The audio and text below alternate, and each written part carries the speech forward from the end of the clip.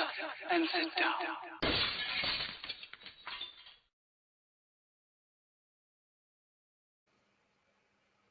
That one, innit? I don't know. You know what I'm like. There you go. Well, I don't know what you've done, but it's still saying scheduled. Yeah, of course it is, mate. I've got it on here, mate. I've got it on my tablet on my desk, you get. No, I didn't realise I had the volume on the Android tablet, didn't I? And I'm sitting here and I'm like, why can I hear that? But, yeah. Hello, everyone. Festa here. And yeah. we got me. We got me. Hello. I know it's been hard work all morning. I've had to put up with this all morning. Yeah, little bit of an hangout with us guys at the bench today. I'll be switching to bench cam in a minute. I just wanted to say hello to folks and sort of talk to you all before we make a start. We have got quite a few people in already. Andy McClish is in, saying hello to everyone. Hello, Andy. Hope you're keeping well, mate, and staying safe. Nim is in, saying hello. Lewis Williams is in. How do, mate? Hope everyone's all right. Hello, mate. Nat Williamson's in. Hello, Nat. How you doing? Hope you're making sure that he's doing as he's told. They're asking how the weather is in Cardiff, and apparently it's sunny.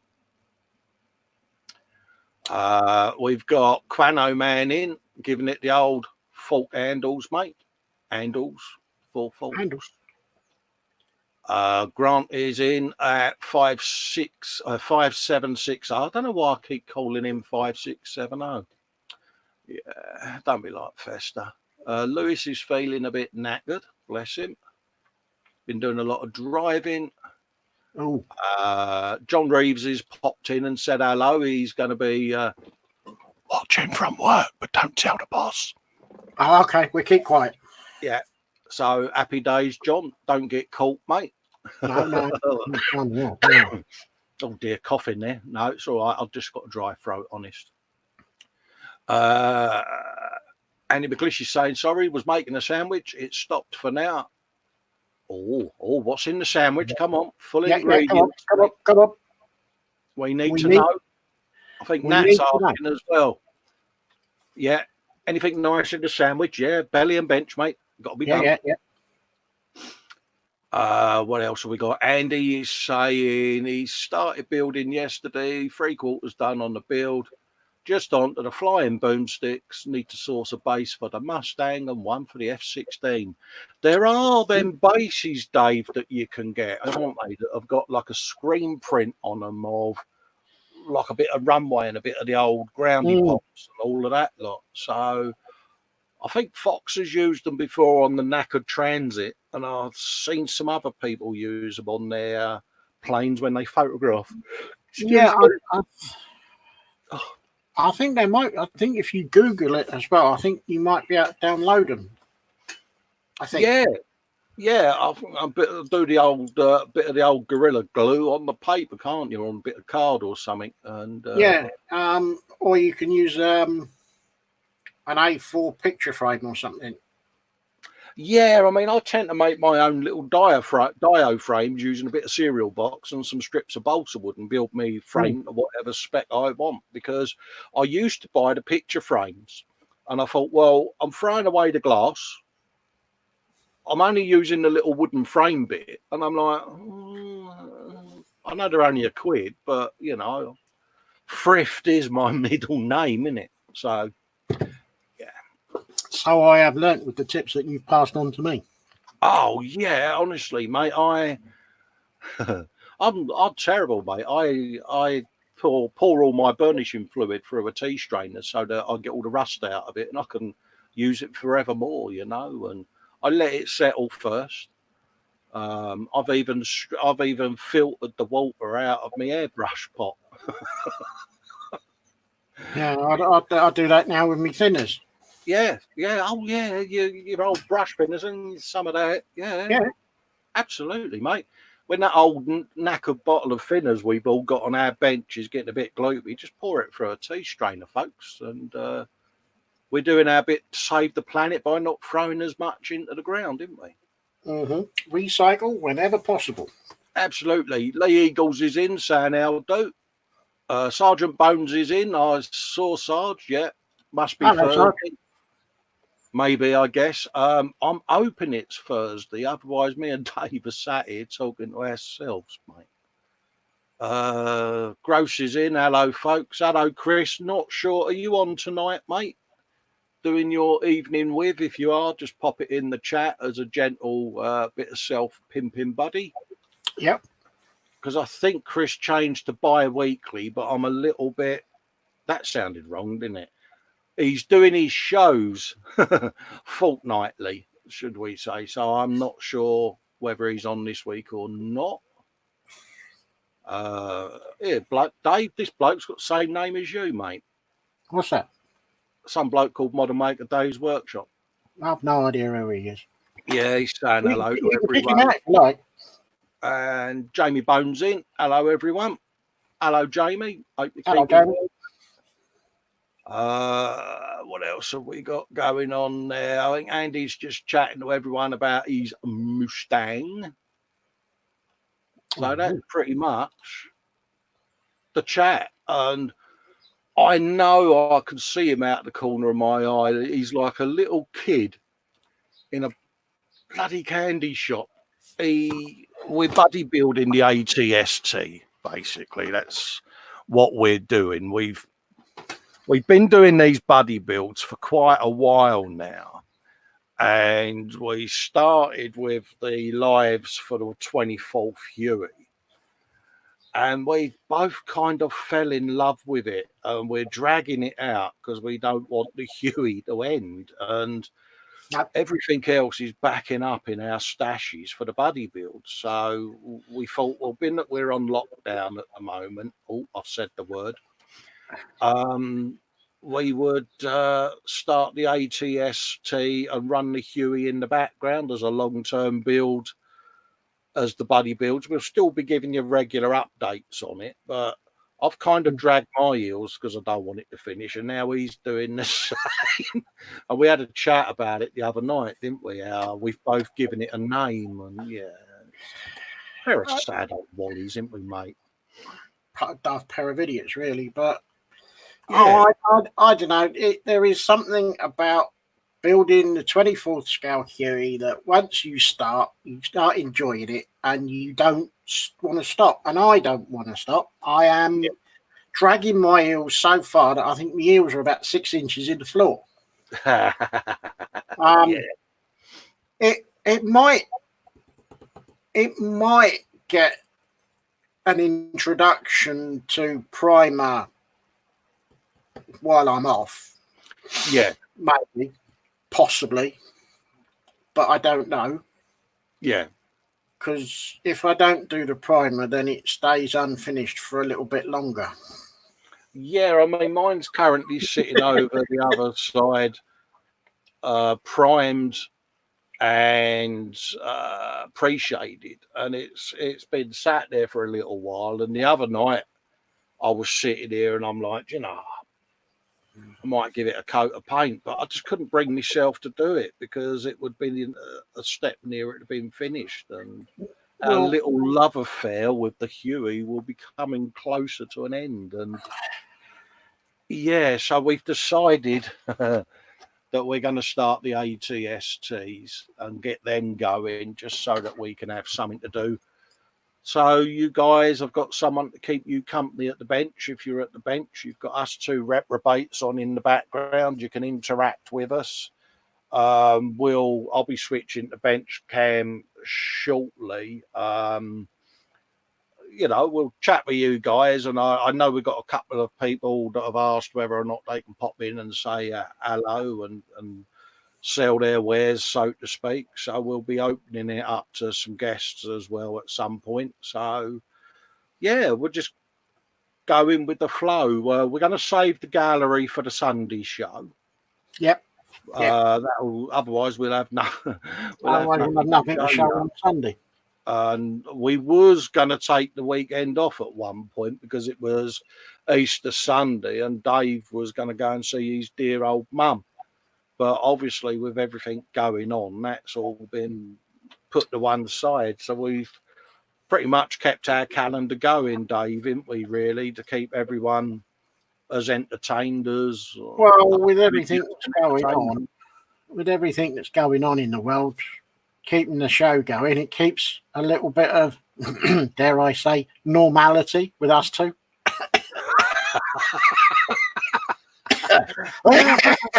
Yeah, I wish I'd recorded that because I could have played that back to my missus because she just looks at me and goes, "Where's that discharge card, mate? Because you sure they gave you the right one? I might send you back."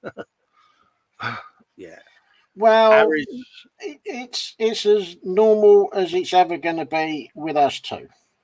Yes. I mean, Harry's saying there he's finished a couple of shiny things for you. He's put a video up last night and one this morning. Hope you guys enjoy after the hangout. Yeah, definitely, mate. Oh, yeah. I'll go and have a look. And that's on your YouTube, mate. Then we'll get that on the show Sunday, and we'll do a little bit of do a bit of a spotlight. Yeah, a little bit of a pimpage. And I think Sarge is saying that was a stretch there, Dave. Yeah, us two are normal. So, yeah. So I'm going to swap cameras. So yeah, well, I did follow it up as normal as it will ever be with us two. Yeah. There you go. There might be a little bit of lag on me, but that's just because I'm on the world's slowest box of electronics. So, yeah. But I am in there. If not, I can just do a direct bench cam, actually, because I'm actually picking the box up and that's not bringing it up on screen, is it? So let's get rid of mini cam because that's a bit gash, isn't it? Yeah, it's slowing you down a little bit. Yeah, it always does on this system, mate. I ain't super duper like you lot with high-tech gear. There you go. Well, That's better. So we'll go for an adjust. Minicam, sort it out, will ya? Only thing is I can't zoom my camera in at the moment because, yeah, it's controlled by Minicam. So let's close that then. So you might be a bit strained, or I could try and see whether you guys find this shot better. Let's have a look. That one. Is that one a bit better for you? Oh, that's a bit better. Undo that one. If that works better for you guys, then I'll leave that down camera going rather than the side one.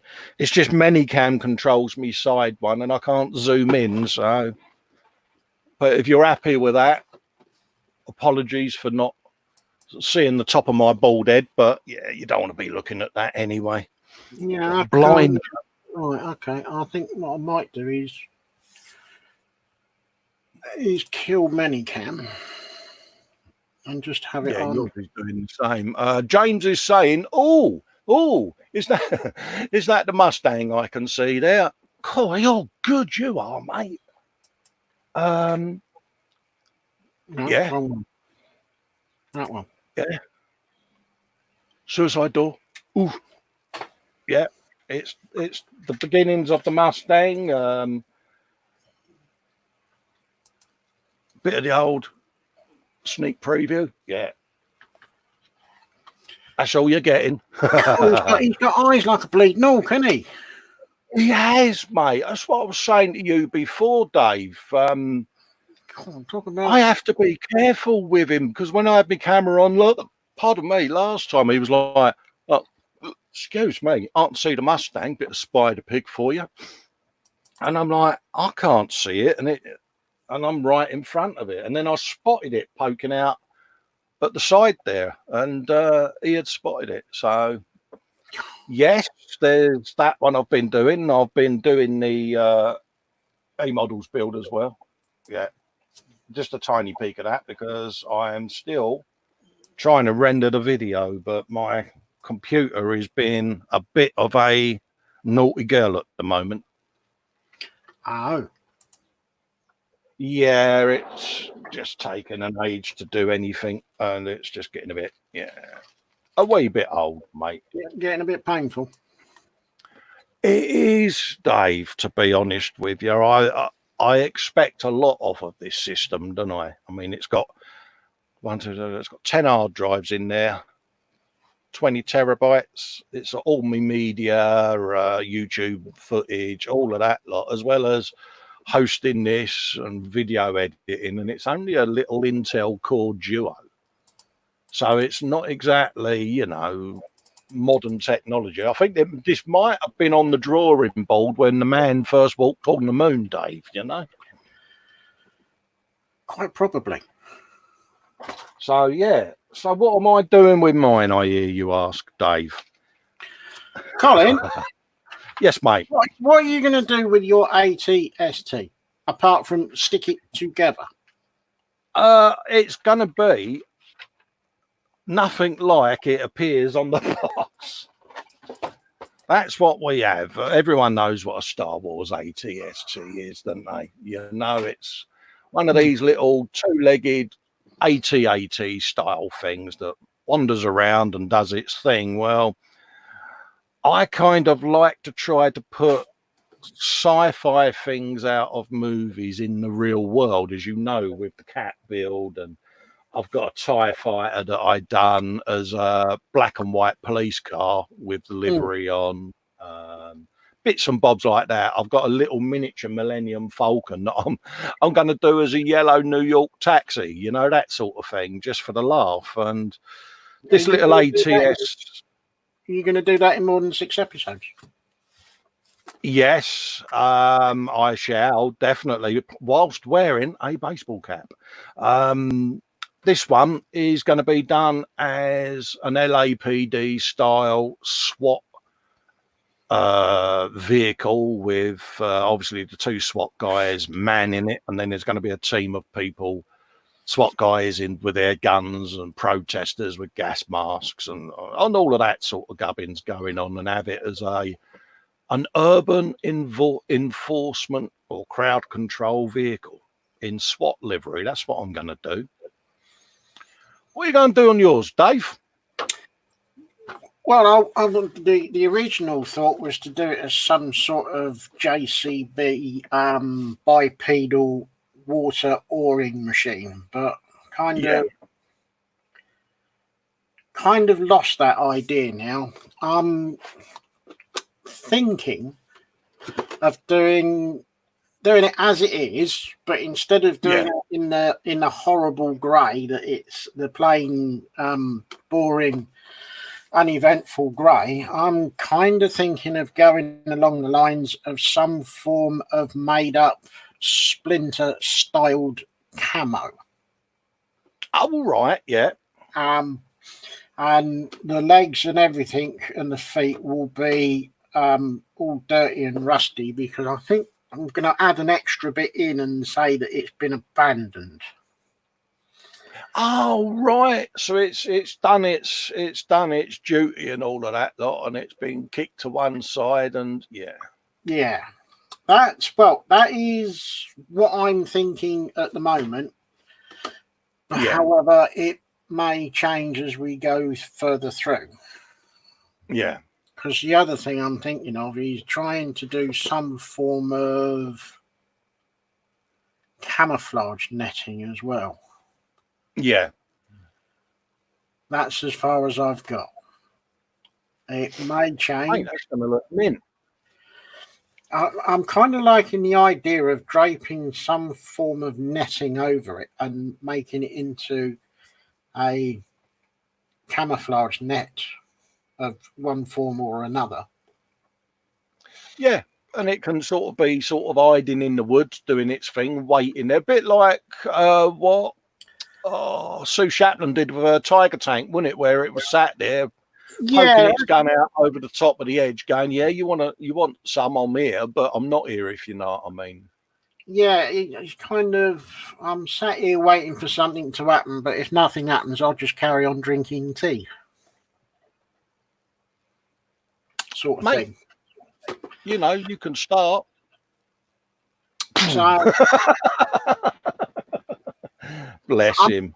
I'm just looking at the box now because Yeah, I know you are. I've been giggling at him for the half hour before the show because he's like, I want to start. And he's been proper whining, ain't you, Dave?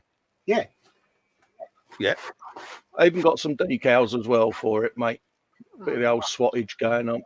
I'm So, not gonna, I'm not going to start now. you're not going to start now. You're going to sulk, are you? No, I'm just Suitably sulk.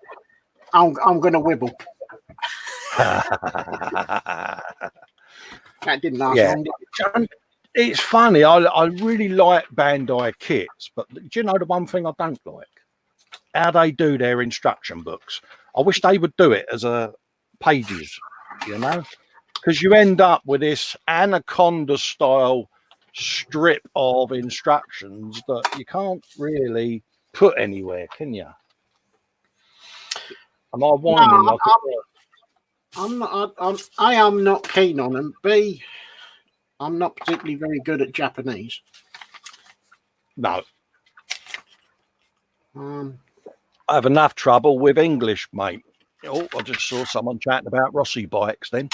That's James and I think Andy on about the Rossi bikes. Yeah, I've got the old Tamiya one, the Honda NSR. NSR 500, and I've got an aftermarket decal set of the Azuro decal set to go on that. So that will be part of one I'm doing as a double bike dyno. There's a story to it that will be revealed shortly on my YouTube channel. oh, Yeah, a plot it's one of them builds I've had on the back burner for a little while and then suddenly remembered that I had it, and yeah, it's ironic, isn't it? The first sprue is right at the bottom, Dave. Yeah, mine was almost at the bottom.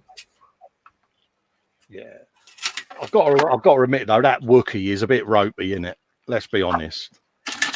Yeah, I'm looking at that and I'm thinking, am I gonna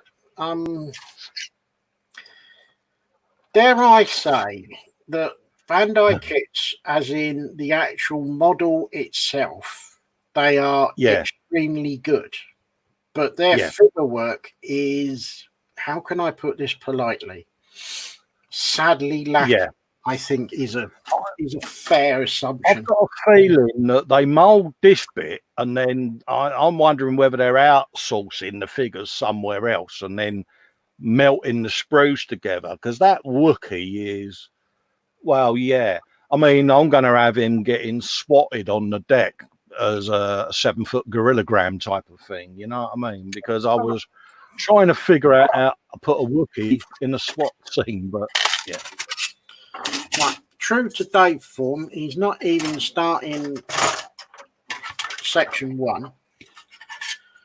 Good man. I like your thinking. I am gonna put me Wookie together. Oh, you want to play with Chewie, do you? That sounded wrong, didn't it? You are so wrong. You really are. Yeah, don't be like Festa. You couldn't be any more wronger than a wrong one.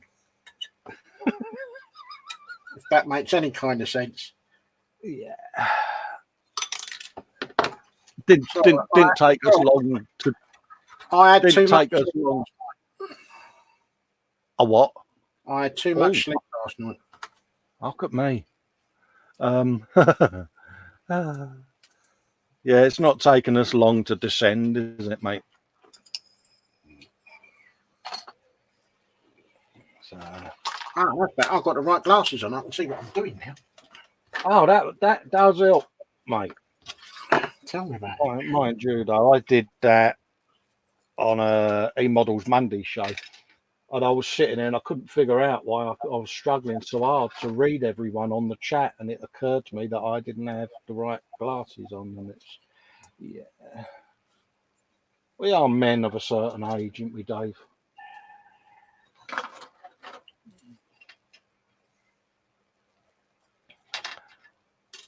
Apparently there's an A sprue. Where is it? Is that it? I don't know. Well, what can I say? Yeah, don't be like us two. Yeah, 7 and 6. What's that?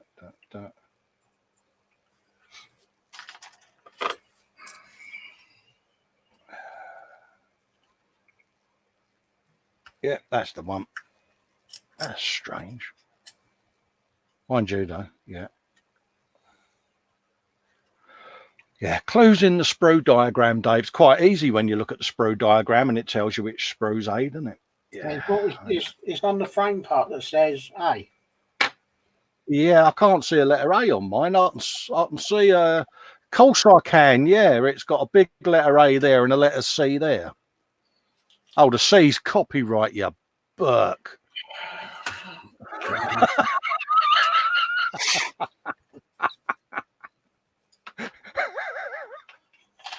Oh dear, Muttley's in. What have I done wrong? What? Oh, ding dong.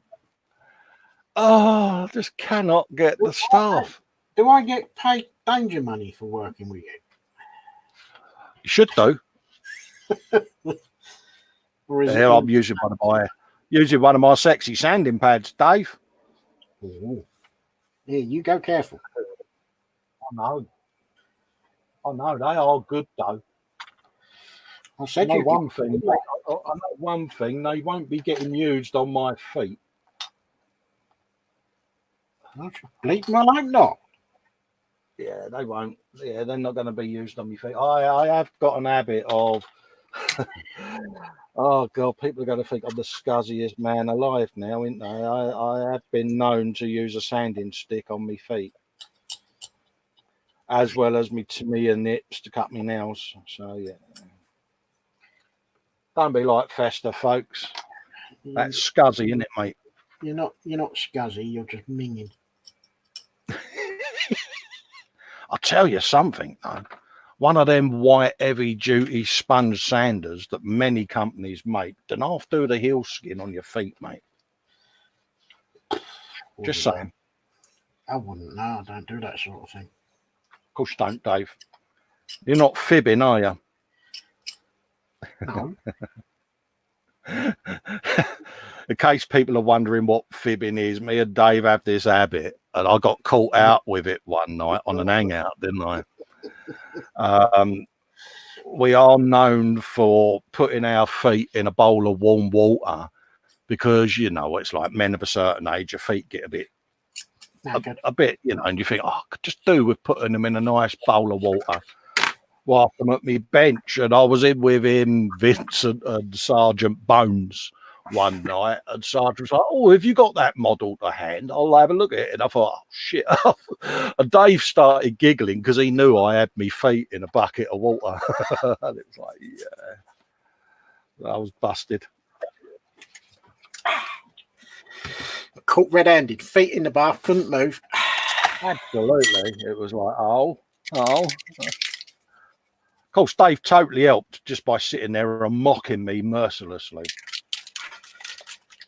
It's nothing less than you would have done to me if I'd been caught out. Oh, absolutely, mate. Absolutely, mate. I'd have been straight in there. What goes around comes around. Oh, mate, you beat me at my own game. Well, someone has to. Can't have you winning all the time. Oh, absolutely, mate. Skullfish is just saying, oh, that's so wrong, using the sanding sticks on me feet. Oh, mate, and I'll tell you, these old bad boys, mate, right around the old toes. Yeah, I know.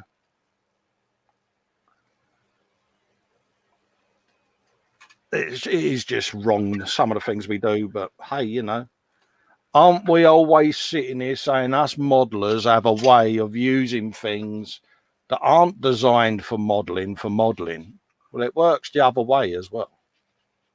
There are many things in our armory that come in handy around the home. Oh, definitely.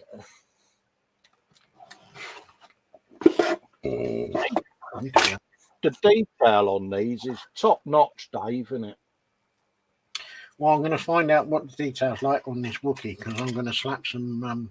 Oh, of course, yeah, you're on your Wookiee. I mean, have a goosey at that, folks. Sorry about the white balance there. Let's just turn that down. But Ooh, the detail on there, isn't it? well, I'll tell you, mate, that's the old Mutt's proverbials, mate, isn't it? Look at that. Have you? Yeah. I'm not sure if this Wookiee's going to get used, because it's looking a bit. Yeah. Is it better with the light off or the light on, folks? Am I whiting you out with that light on, by the way? Yeah, it's a bit bright, mate. That's a little bit better. Yeah, but you can see that all right, can you, folks? Because, yeah, I just don't want to, yeah.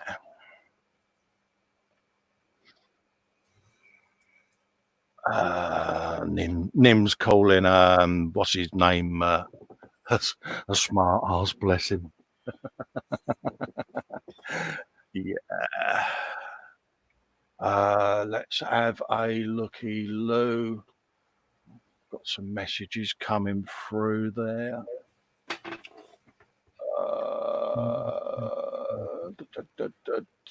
Yeah, no worries. I'll sort that out momentarily. Yeah, Skullfish is saying he can still see with the adjustment that you've made.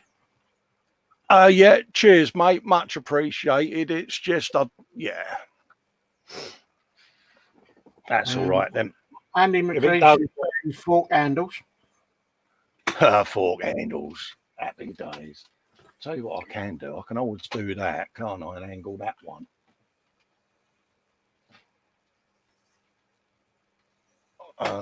Do a bit of cross lighting. There you go.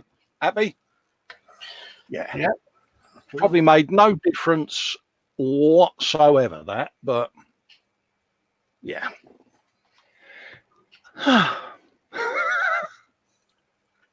Nim's saying at Model Maker Dave's workshop, if you use some Citadel shades, it doesn't come out too bad. I painted it up for a friend of mine, and then again I did a paint his PG Falcon for cash. Ooh. For cash. For cash. Ash for folks.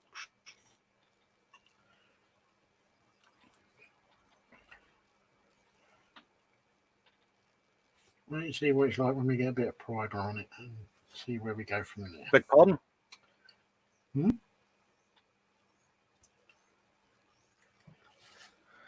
James is saying he's just looked at his Rossi bike and maybe more work to do than just spraying the panels and putting on decals. Oh, is it showing signs of a bit of age, mate? Oh dear. That's not good. No.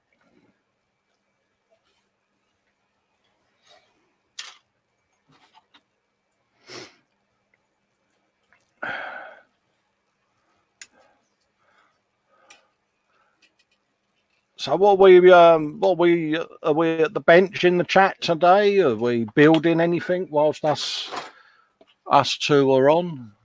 What have we got on the benches today? Or are you just sitting there with a nice glass of Pimm's and a cucumber sandwich watching us two highly posh people doing the show? Yeah.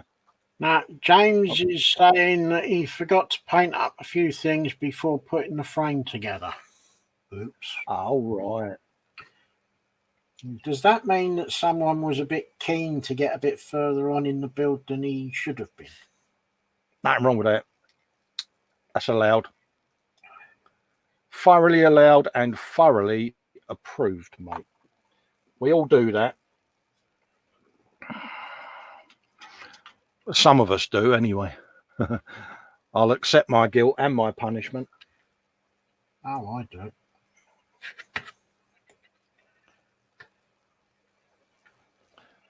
But yeah, Well, you know that Tiffy that I'm doing. I've got all the way to putting the decals on, and then I've looked at the top, and I've got the most biggest seam line right on the top, right where you ain't. yeah. Sticks out like a blind cobbler's thumb, eh? Oh yeah, it's like it's that and on a turbocharger as well. You know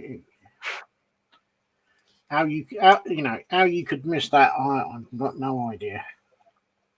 Oh, mate, that's a bottom lip moment, was it? That was a dynamic moment. Oh, one of those, was it? Oh, dag and nammit. Yeah. Well, yeah, if you believe that, you'll believe anything.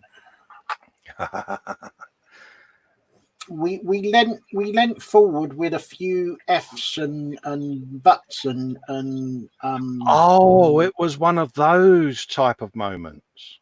yeah, and we started calling myself names and that I was a complete and all the rest. Did you get up and leave the room in a Hollywood style, even though you was on your own? No. Damn, I was hoping you'd say yeah, because I've done that. No. Yeah, I've walked out my Mac. That's it. I've had enough. I'm off. I've got up and walked out, and I'm like, who are you talking to? There's no one in there except.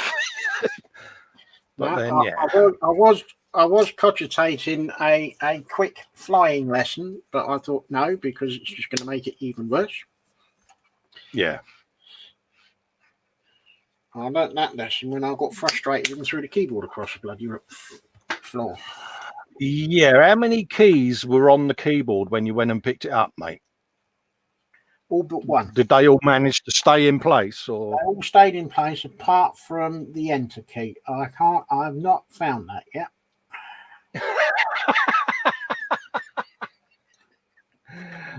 That's priceless. The enter key has done an enterprise and it went into warp speed because I can't find bloody thing.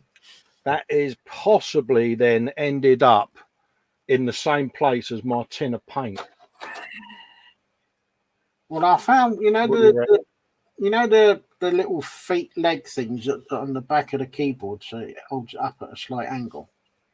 Yeah. One of them came off, and I was going upstairs, and I put my foot down, and I trod on it, and I swore.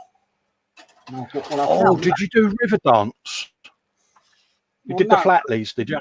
No, I couldn't because I was on the staircase, and I thought, yeah, if I start doing that, I'm going to end up down at the bottom of the staircase in a complete mess. I thought it's not a good idea for me to fall down the stairs and break any bones, because if anyone tries to get in through the front door, they ain't, because my bleeding carcass is going to be in the way.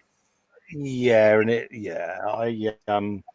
I had that not long after I had my fusion surgery. I lost my footing on the stairs and properly stacked it and ended upside down with my legs sort of up against the wall, and I couldn't move.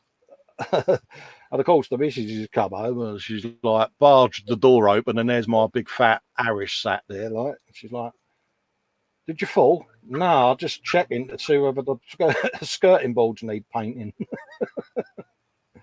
Yeah.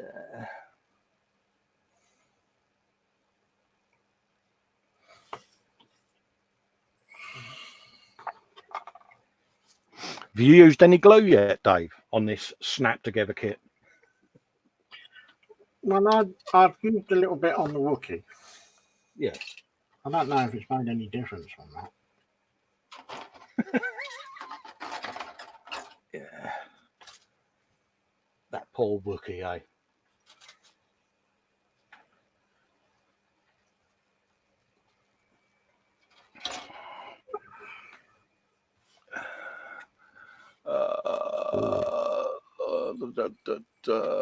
Nothing exciting today. Getting caught up with housework whilst the kids are off. Yeah.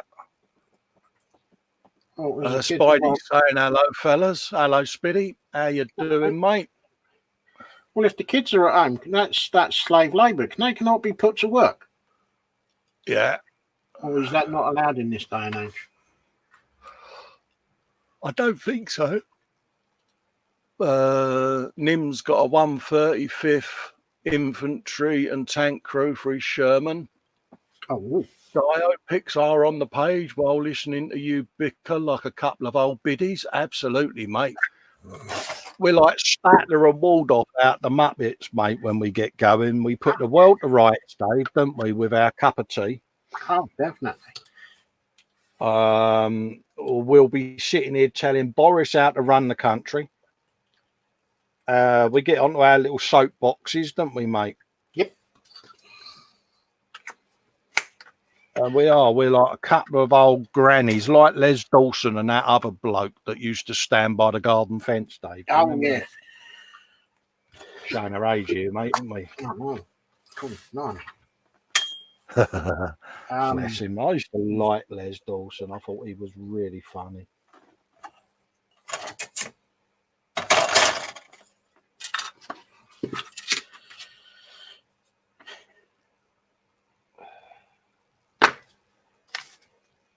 Having that like so.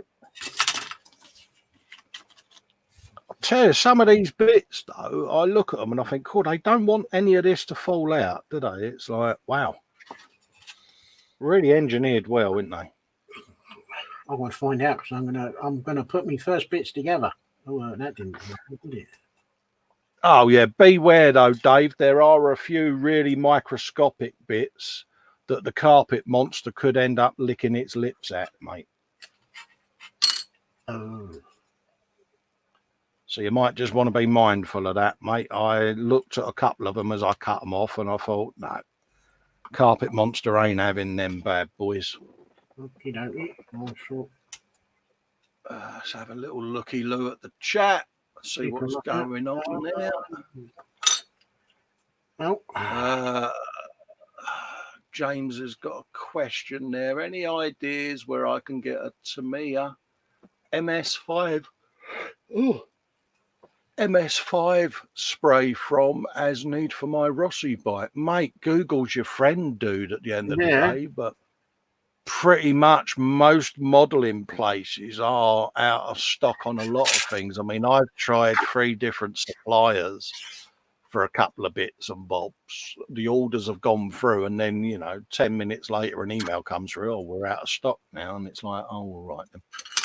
So yeah, I would have said it's Google's your friend, mate. It might end up being eBay, Amazon and that, but so much stuff. It's like IPA, isn't it, Dave? That's like gold end's teeth at the moment. Yeah, no. And priced accordingly as well. That's gone through the roof. That's just wrong. I think it is, mate. I think they're ripping people off, and I don't agree with it, mate. And I hope we all remember these. How can I say, robbing people that are doing this, and when everything's calmed down, they find that they're getting boycotted by customers because it ain't on. Well, no, it's not, especially when you know how much you used to be able to buy a litre of IPA for, and then you go in and you have a look and it's like almost trebled in price, and you think, you robbins? Well, yeah, I mean, we've had that standing joke, haven't we, me and you, for quite a while, going, yeah, everything will go up and they'll blame the result of the British referendum. I won't use the word because everyone's probably sick to death of hearing it. And then obviously with the other events that have been going on, they've now got 2 excuses to up the prices. But it's funny, I was chatting to a mate the other day and he was saying it was on the news that oil price was 65% lower than it had been. Well, is petrol 65% cheaper? Have our gas and electric bills gone down? Of course they haven't.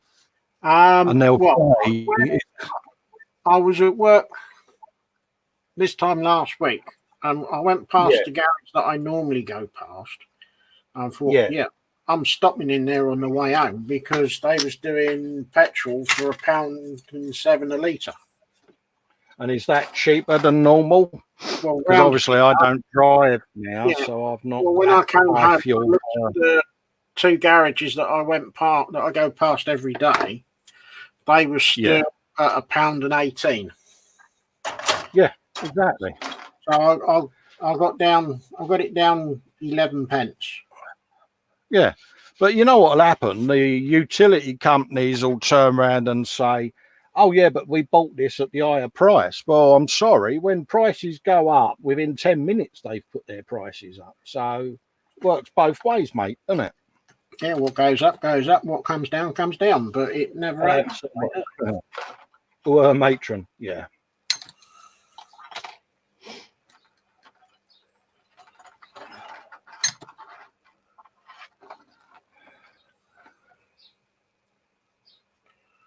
Lewis said petrol apparently is at 99.9p a litre.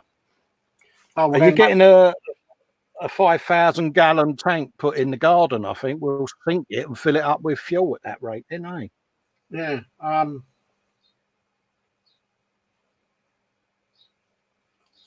I haven't put. Was it? I haven't used my car in a week. No. And that'll be the next thing they'll use as well. They go, well, you didn't use your cars, so therefore congestion charges everywhere and double the rate of everything. And yeah, you know it's coming, don't we? You're on your soapbox today, aren't you?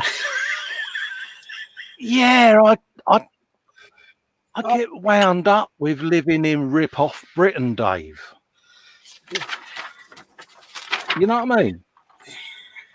It's like shrinkflation. Now, a lot of people don't know what I mean by this. How small's a wagon wheel or a rich tea biscuit? Bloody hell, yeah, wagon wheels, tiny these days. They used to be huge when I was a kid. Or was it that I had little hands when I was a kid? You know, the prices of everything go up, and you open the packet and it's 96% bloody air, and you sit there and you're like, you robbing gits. They did it with Toblerone, didn't they? Where the mountains were so far apart, they're in different postcodes, you know, and it's like, hold up a minute, you've upped the price and there's half the chocolate's missing. That's not good. Well, I got some curly whirlies a little while ago, because I used to love curly whirly, because curly whirlies used to last a long time. And I opened the packet and I thought, hang on a minute, that's not a curly whirly, that's a curly wibble. Oh, was it really? It was a bit, yeah. It was There's no need for it.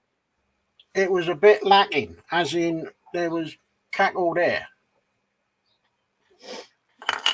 Yeah, that ain't good then, mate.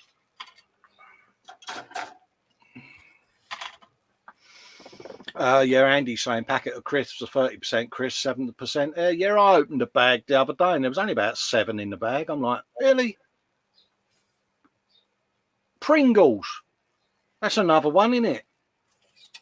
You used to be able to get your hand in a Pringles pot, didn't you? Now you can get 2 fingers in there. It's like, really?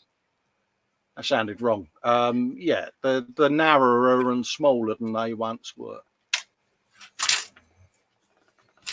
And like they rebrand Mars bars as super size, and it's like, no, that's the size they used to be. Yeah, don't be like Festa. Well, no, you get a king size now, but it's not king size. It's 2 standard size that's been put into a packet. Yeah. Because once upon a time, Mars bar and the Marathon were like a snack in a bar. Yeah. You could have one of those and you wouldn't need anything else, but now you just look at it and go, Christ, oh, is that it? Well, yeah, I mean, obviously, like Bounty bars, isn't it? I mean, the ends of them are almost touching now, isn't they? It's like, really? It's going to end up that it's a single one in the packet instead of 2, isn't it? You know, it's, yeah. I just get the ump with it. You probably noticed. Do you know what? I've not noticed anything, mate.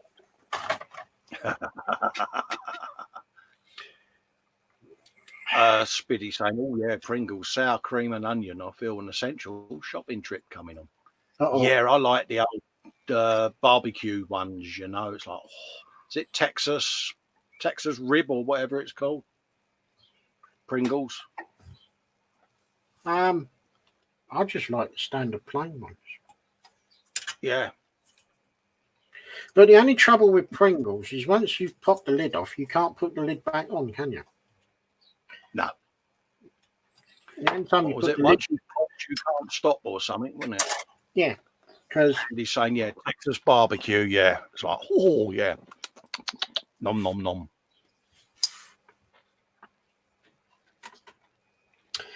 Yeah, they are nice. I must admit, I'm a bit partial here, to a now bit of Pringles. here's a question for you. Yeah. Stroop waffles. Oh, yeah. How long can you keep Stroop waffles for? Because I found some that I bought last year in the fridge. They'll be all right. Is there a use-by date on the packet anyway? No, it's just a plastic bag. Taste one, mate. Taste one. If you wake up in the hospital, you know that they was too far gone, mate.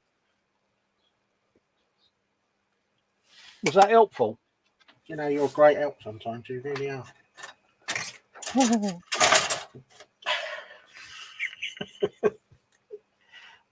I'll try.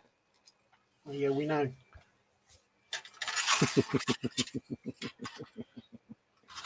Yeah, he loves me, really.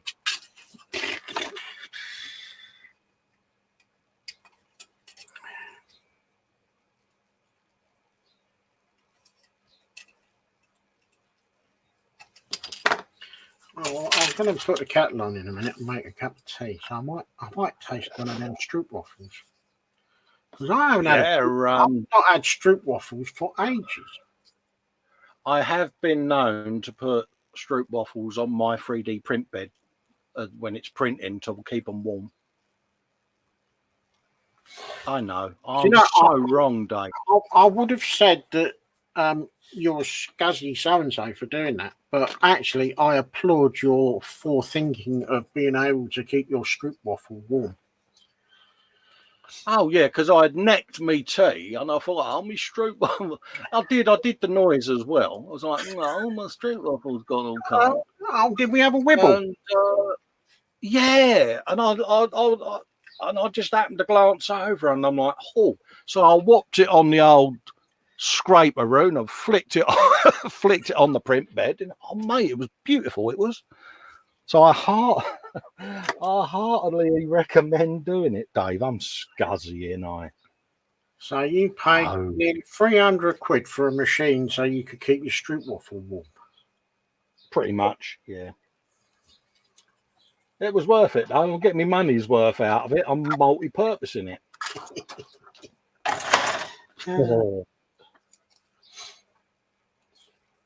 Yeah, I know.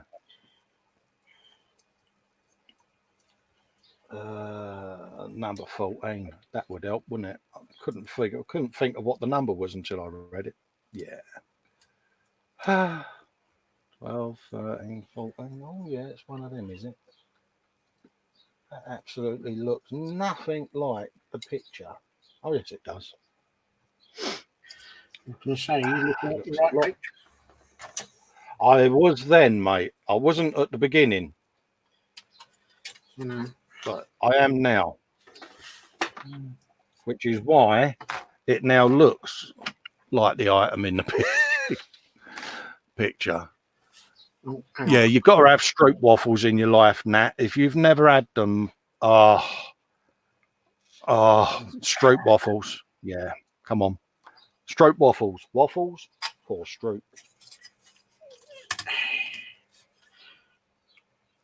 Because when I got mine, you said you're going to like them because I'd never had them before because you'd gone on about them and Fox had gone on about Stroop waffles. Oh, yeah. And I thought to myself, what are they on about? So I bought some. Yeah. Oh, they're addictive, mate. I'm surprised. Well, I buried them at the back of the fridge, so I'm going to have to unbury them because I can't buy any more. Yeah. I've eaten them, so.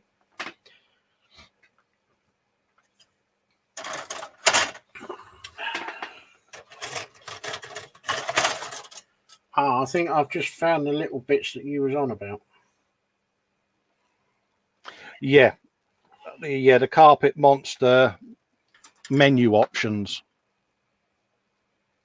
Ooh, that is a bit. Yeah, you will come across other parts that may be appealing to your carpet monster. That is a bit tiddly tiny. It is, mate, isn't it?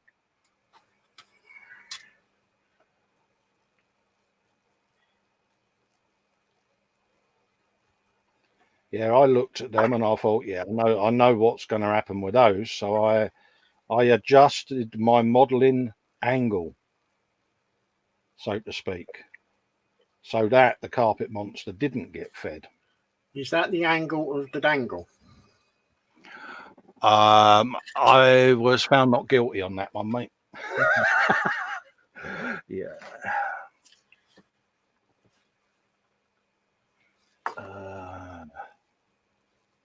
Is it me or is it a bit hot today? It must be you. Muggy. You're That's the one. Oh, we got Grant popped in there. Let's just put you in the stream. Like so, sorry, mate. I don't know how long you've been sat there. That's right, mate. No worries. Oh, we got a foreign body. Can you hear everyone? Would I you can. like to go through the motions and introduce yourself and tell the viewers a little bit about yourself, please, Grant? Yeah, so I'm Grant over at 5760 Scale Models. Recently got back into modelling maybe 18 months ago. Just enjoying the extra time at the bench at the minute, really, with this whole lockdown thing. I mainly build cars and bikes. But this year I'm starting to branch out into different genres. So it's quite different stuff. So stuff like the European tram. Oh yeah, and getting on with that. Yeah, so far so good. So I'll show you what I've done. Absolutely, mate. You're on full screen, mate.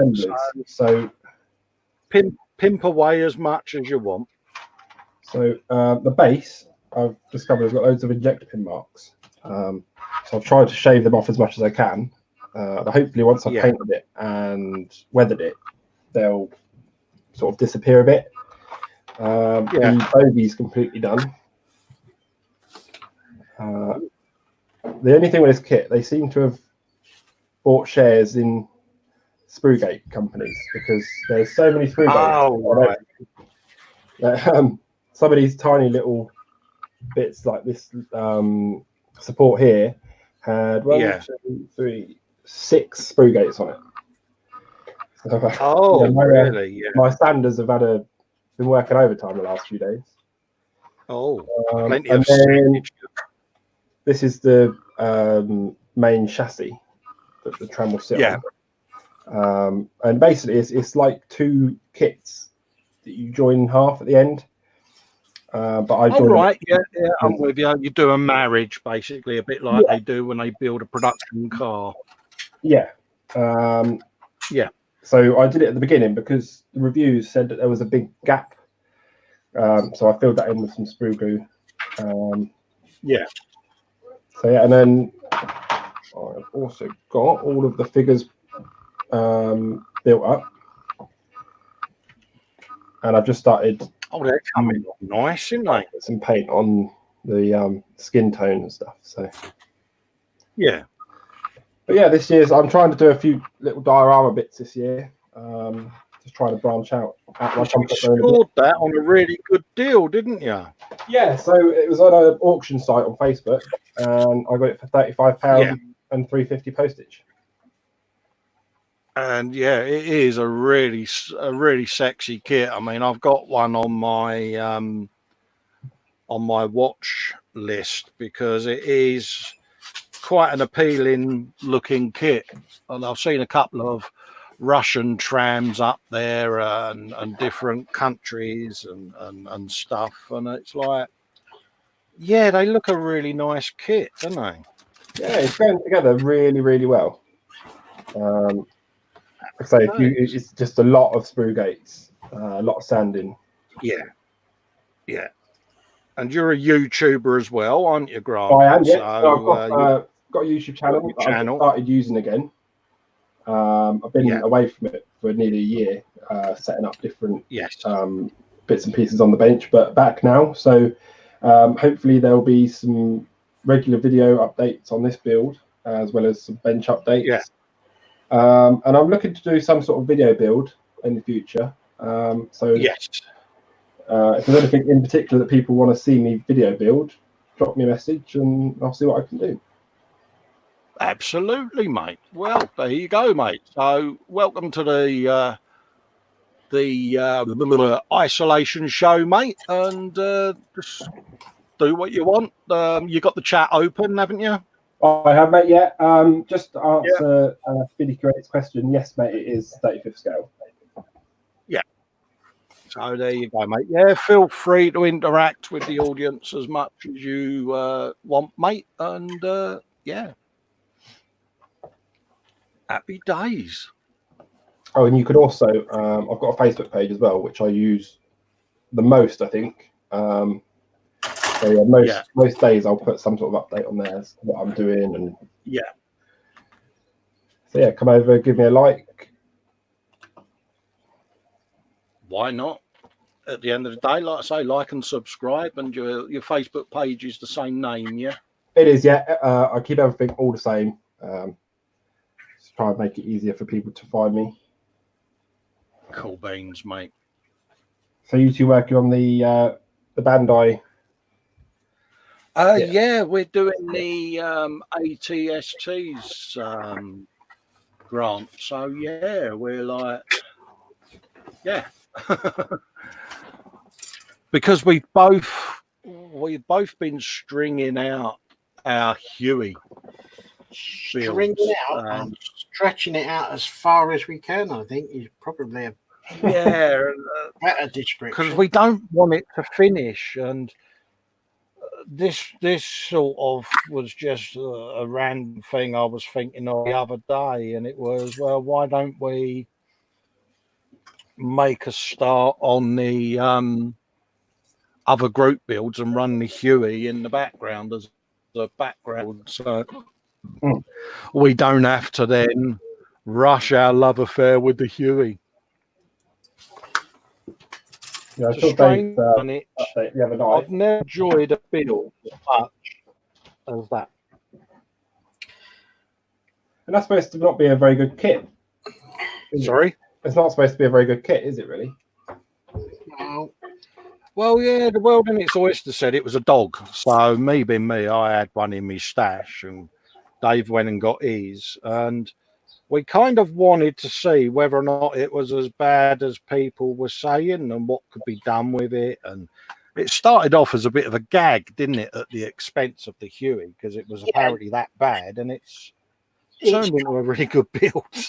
To be fair, the original thing was, or the thing behind the whole idea of doing the buddy builds, was to find the worst, mankiest, rottenest kits we could and build them.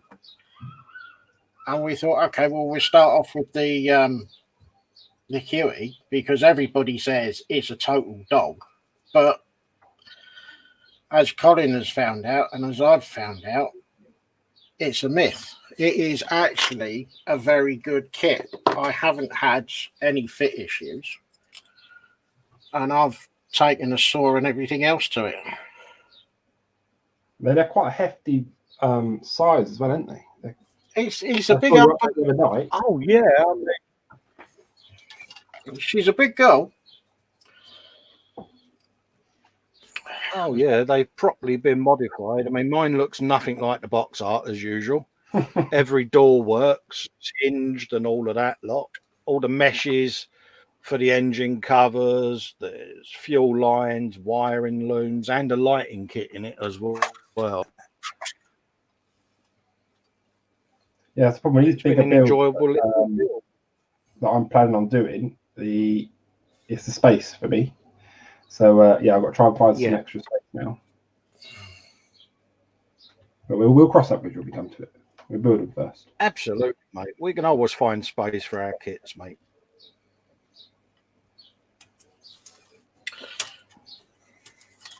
Okay, then. So when are we going to do a 32nd scale Lancaster? Oh, mate. Well, I was what, the HK one. Or the wing nut wings. Yeah, Yeah, I was going to buy about 20 of them, Dave, and do a squadron. Yeah, I know. No, genuinely, I would love to do one, but Oh, yeah, it's one of those, and it's a growl kit in it, but yeah, could I afford one at the moment? Probably not. So, could I do it justice? Probably yes. Could I store it? Is there anywhere that I can put it? No. exactly. That's the thing. It's such a big kit, isn't it? And Well, even the 72nd scale kit is of a Lancaster is not exactly small. And the apparently, 48, though, they are really. Sorry? the 48th kit is not exactly small either. No, apparently they're really, really well made as well. So,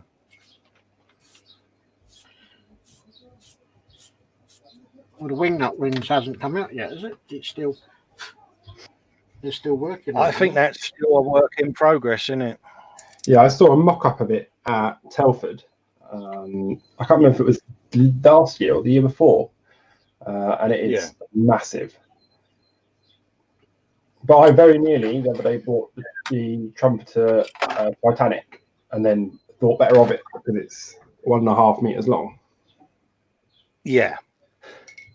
Oh, it's only a little boat then.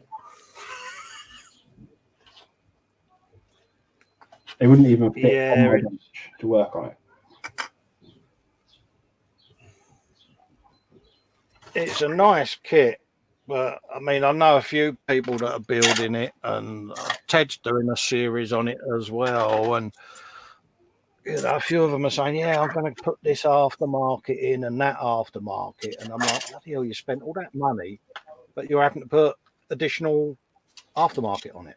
Yeah, and the aftermarket set for it is over 100 quid on its own.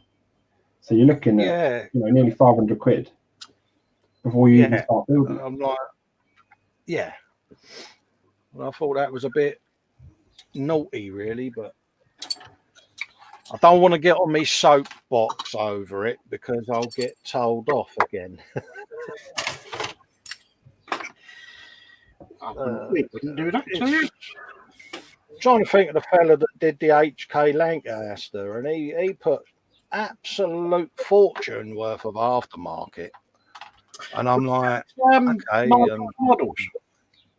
Oh? Nigel's models? Oh, Nigel's modelling. That's it. Yeah, that's the geezer. You know, and you're like, bloody hell, you know, it's not a cheap kit at the end of the day, is it? And well, the HK is what, 350? Yeah. And I'm like, ding dong. Oh, I finished the section already, Dave. Finished the section already. Finished the section already. Yeah. Don't be like Festa. Get out more.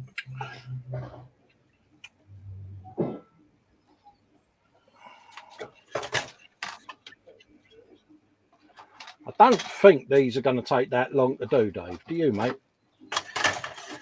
Well, the only thing that's taken me a long time is finding the right screw at the moment. It's not just me.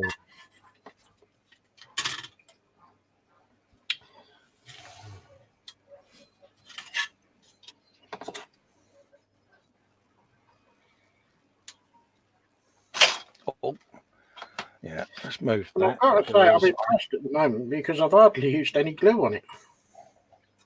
No, I've only used a couple of dabs just for the cables, Dave. All these little gubbins here, just to put the little things in to stop them pinging. One of the poses now, so we'll see how we get on. Yeah, because it felt a bit slack.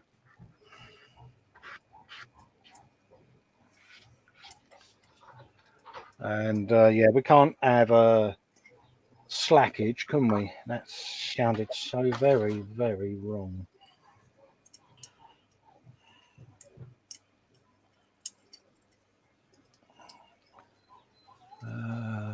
on there.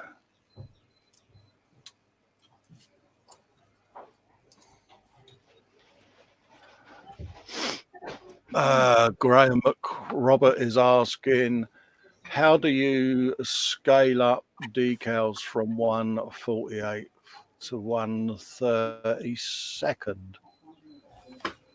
Is that one for me, Graham? Is it, mate?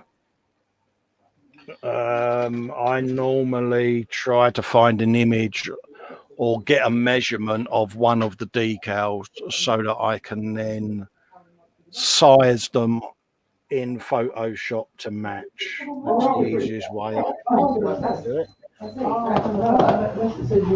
Hello, can someone mute their mic, please? Don't know what that was. But their conversation was going to get broadcast to the world there. Yeah. If that's what you're asking, Graham, yeah, that's what I tend to do, mate, in my editing suite. If you do have the original decals and you scan them in or send me a picture, I'll see whether I can scale them for you. But yeah, well, just let us know, mate, and I'll see what I can do. But I've run out of printing ink at the moment, so it'll have to go on the back burner until I can buy some printing ink, because it's like 60 quid for the set. So, oh, that's a bit steep. Yeah, it's a big old set of cartridges, mate. It's not just one. Yeah, and what is it, 4 in it? Yeah, but I get the genuine Canon ones for that printer because it's from the decal sheets. The other printer I've got, I use the refillable cartridges for because I'm only doing documents and stuff. But where I'm doing decal sheets, I tend to go for manufacturers branded cartridges because for decals, as you know, they work better. Mm-hmm, definitely. But they're not cheap, and I send out free decals everywhere, and then suddenly I need to do some for myself, and I've got no ink, and yeah.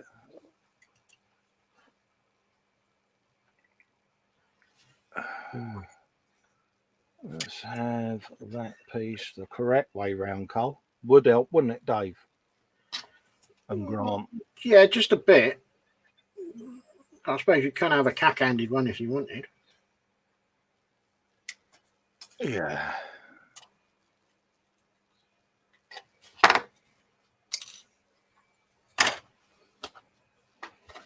Lynn's in chat. Hello, Lynn. I hope you're keeping well, darling. Oh, hello, Lynn.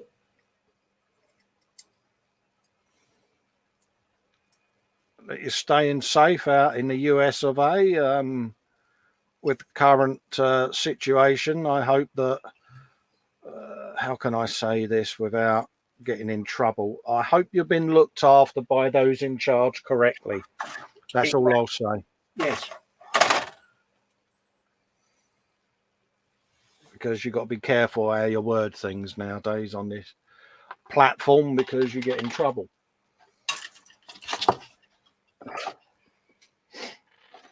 And we don't want that, do we? No. What with Facebook jail and all of that sort of thing, it's like, wow, you know, when did that become a thing? Getting on the naughty on them sort of platforms, is that a recent escalation of privacies? I don't know. Have people been dicks? I don't know. It's just seems strange. I keep hearing people are having their accounts held because they may or may not have had a political disagreement on something, and yeah. Or is it because they're using the wrong kind of language? I don't know. It seems to be a thing. Yeah, is it the politically correct brigade getting their oar in again, or is it?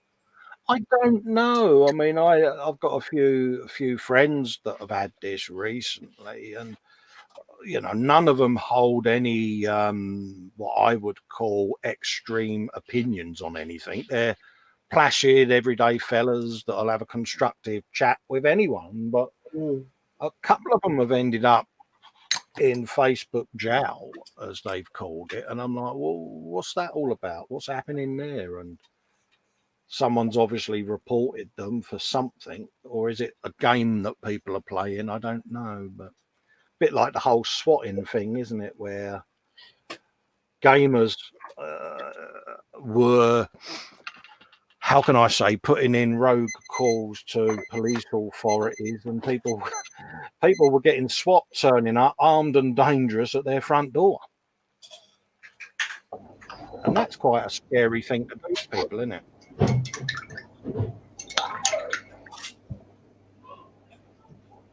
Apologies for the noise there, Colin. Oh, he's gone. No. If it was a private conversation, buddy, I just didn't want anyone's confidentiality being breached because we're live on air, mate. Yeah, I didn't realise the mic was being as sensitive as that. No, not a problem, mate. It's you're not on the naughty step. I was just being respectful to whoever it was that they wouldn't want their conversation aired across the internet. Bless them. No, cheers, mate. I appreciate that. No, that's all right, buddy. It's just if I can hear it and I'm as deaf as a post with one ear hearing aid, then obviously everyone else could. And if it was delicate subjects, should we say, it's respecting the other person's situation, confidentiality even.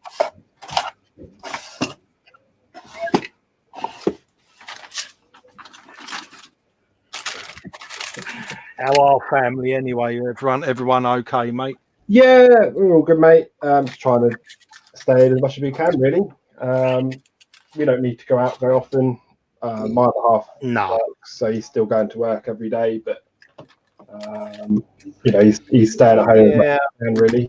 But it's one of them, mate. Without you can't stay absolutely. I mean, my youngest sister is the same as me, at risk with a repressed immune system because she had a liver transplant a couple of years back now, and we keep in touch because we're used to living an isolated life because of our conditions.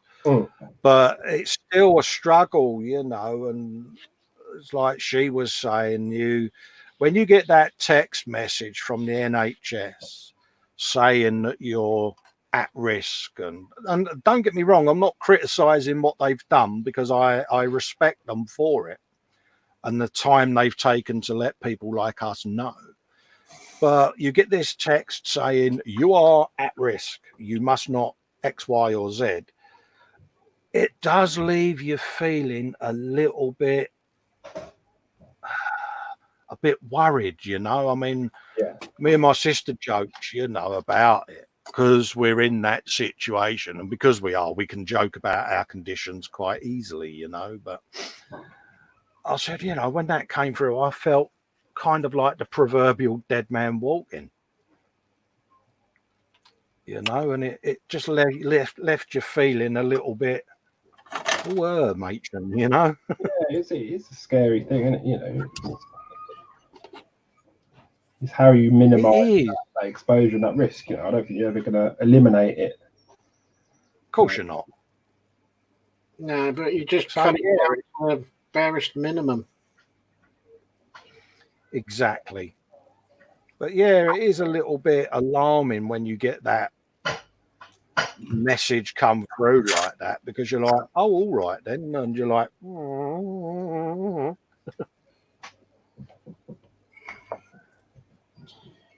Yeah.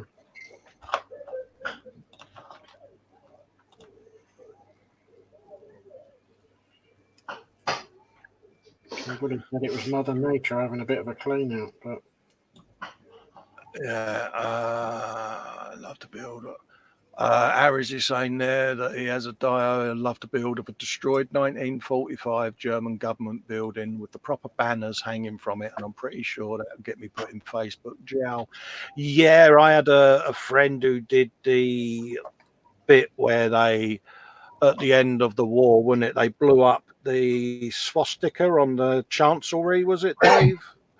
And he had recreated that scene. Yeah, he had recreated that scene beautifully and got absolutely hammered because they were saying he was glorifying the swastika. And he went, it was a moment in time that's captured on film that I wanted to recreate. Mm-hmm. Historical event. Absolutely. And he was quite mortified that people thought that he had far right leanings and sympathies. You know, he was quite upset about it, you know, and I think that's a shame, you know, if it's historical and you're not glorifying what they stood for, then you should be able to depict history, surely.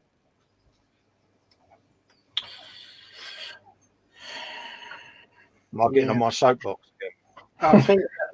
I think there are people out there that would like to rewrite history and eradicate certain events, shall we say?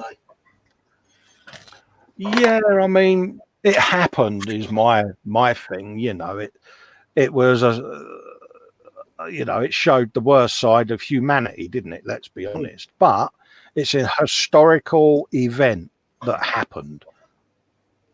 Therefore, it's going to be depicted. It's like, I know deep down at some point, someone somewhere will do a model to do with current global events that are going on. No, that's where it'll be.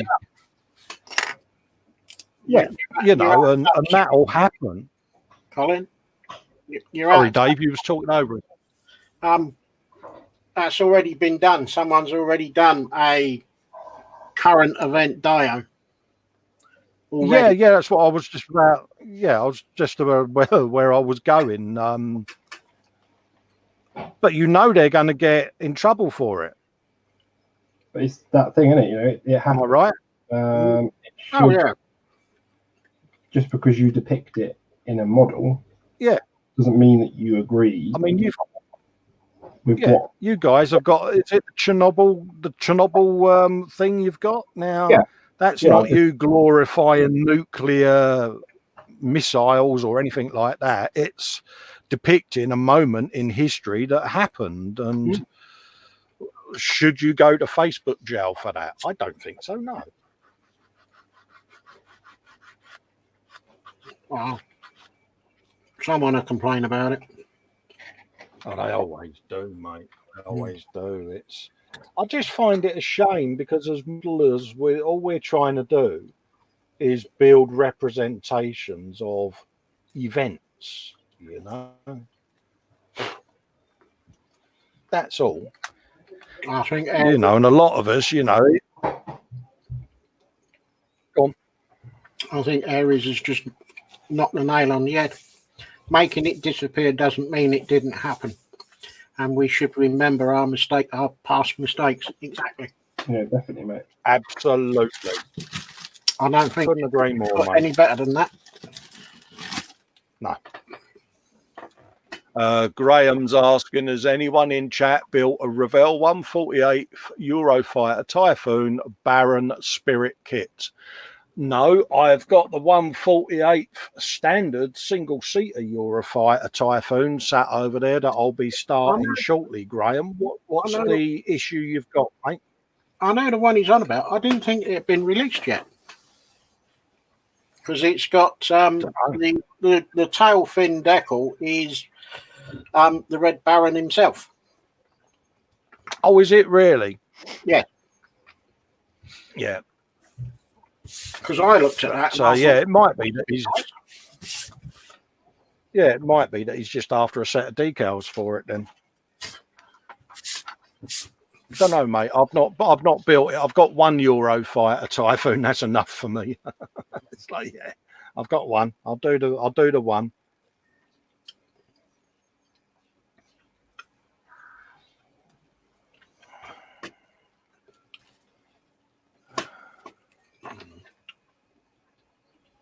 Quite say he's not the First time he's had naughty hands, yeah.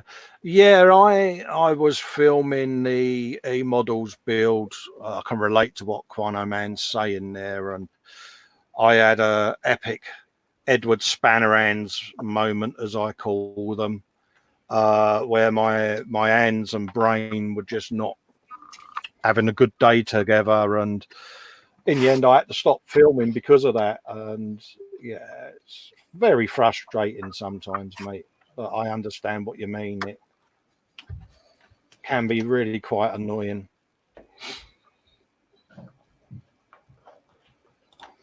And frustrating as well.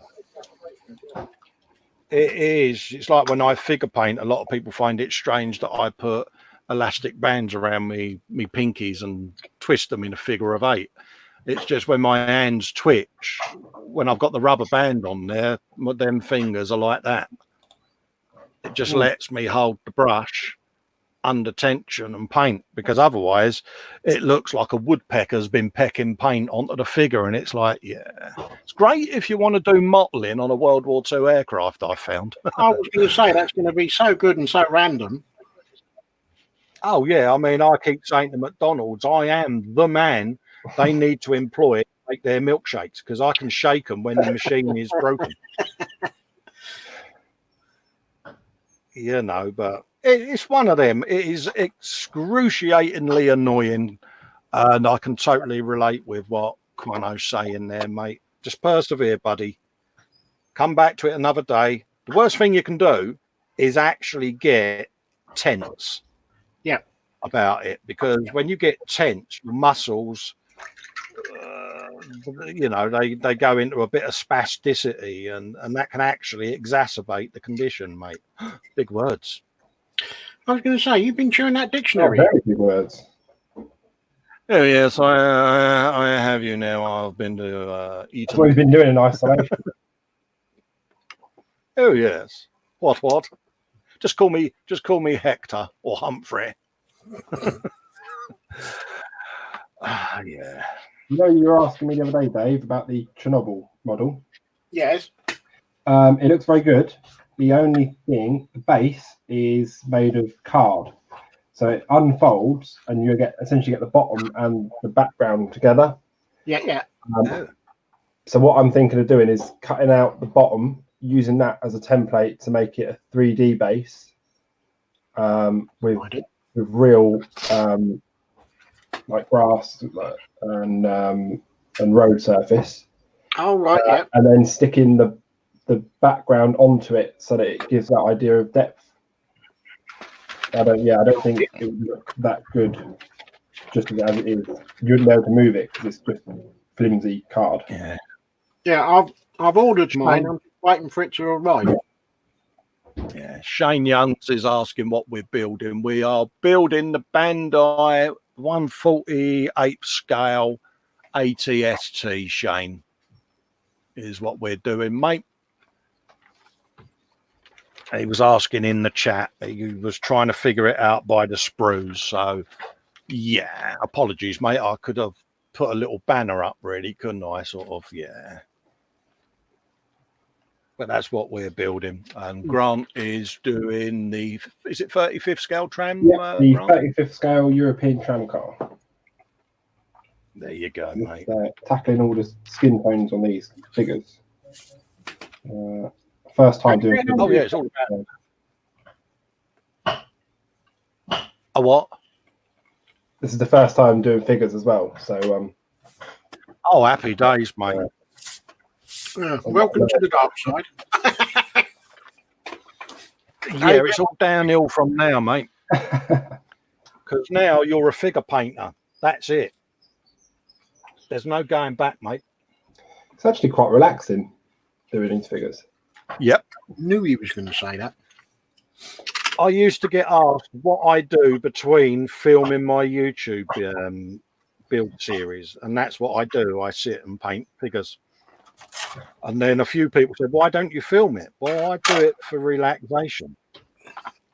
I'll put a montage of photos up at some point of figures I've done, but I'd never film them because that's my way of unwinding from filming for YouTube. It may sound bizarre, but to sit there with the old paintbrush painting a figure is relaxing.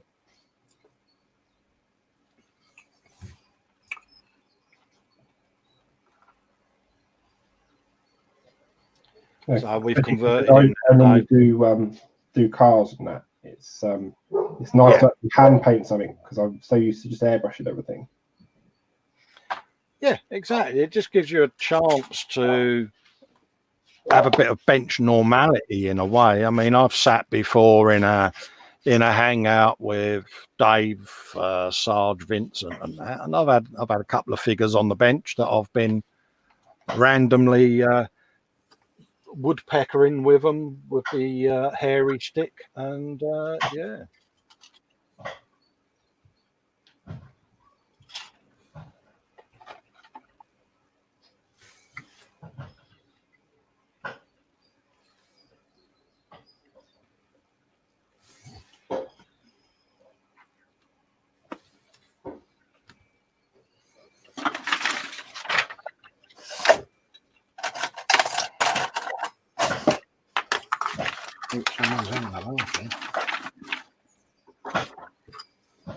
Oh, was that mutterings of disdain? Was it?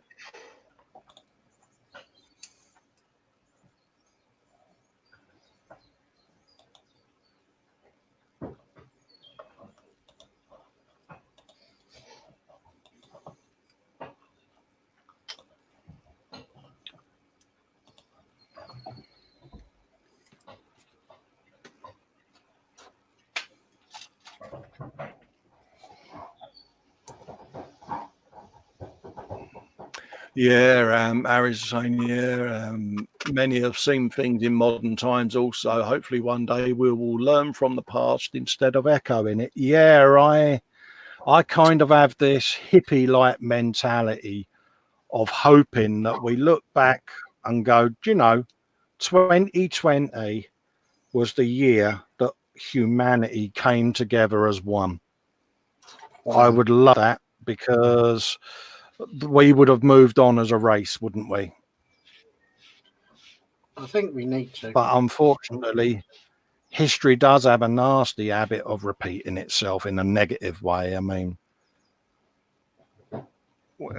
yeah, I mean, in our lifetime, you know, we've had a couple of wars. We've had troubles in countries. We've had terrorist problems and nasty sort of wars like Kosovo and things like that. And yeah, you just think, well, as a human race, let's hope we can learn this year to sit there and go, when we put our minds to it, we can actually get on with each other. And that we can do that wishful thinking.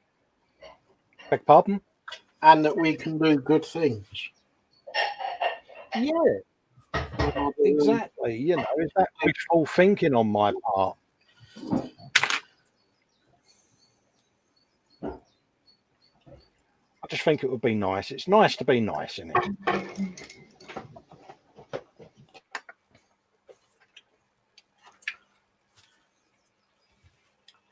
It's nice to be nice, but it's awesome to be awesome. Yeah, see, I'm not awesome, mate. I'm only a lowly little festa, mate. You know what I mean? Is that a wibble? Yeah. No, not at all. I'm just, you know, I'm a realist. You're having a wibble, weren't you? No, I'm just, you know, I'm only a poor little festa, mate. There you go, that is him. No, I know my place, mate. Yeah. She reminds you every day. Absolutely, mate. It's that big red dot in the middle of my forehead where she goes, "You are not doing that." Okay, love. You know when you stare at your feet. Remember that orangutan picture I put up on my Facebook? Yeah. Of the look on your face when the missus sees how big your stash is. That's me, that is, mate. Stood there, arms to my side, talking to me feet. Yes, dear, I know I did wrong and I bought all these models and I shouldn't have, and you was right. Yeah. Yeah, and then you probably go to the other side of the wardrobe and you open the door and you just look at all the shoes and the handbags in the bottom of the wardrobe. Yeah, and then you go, busted. Yeah, and then you go touche.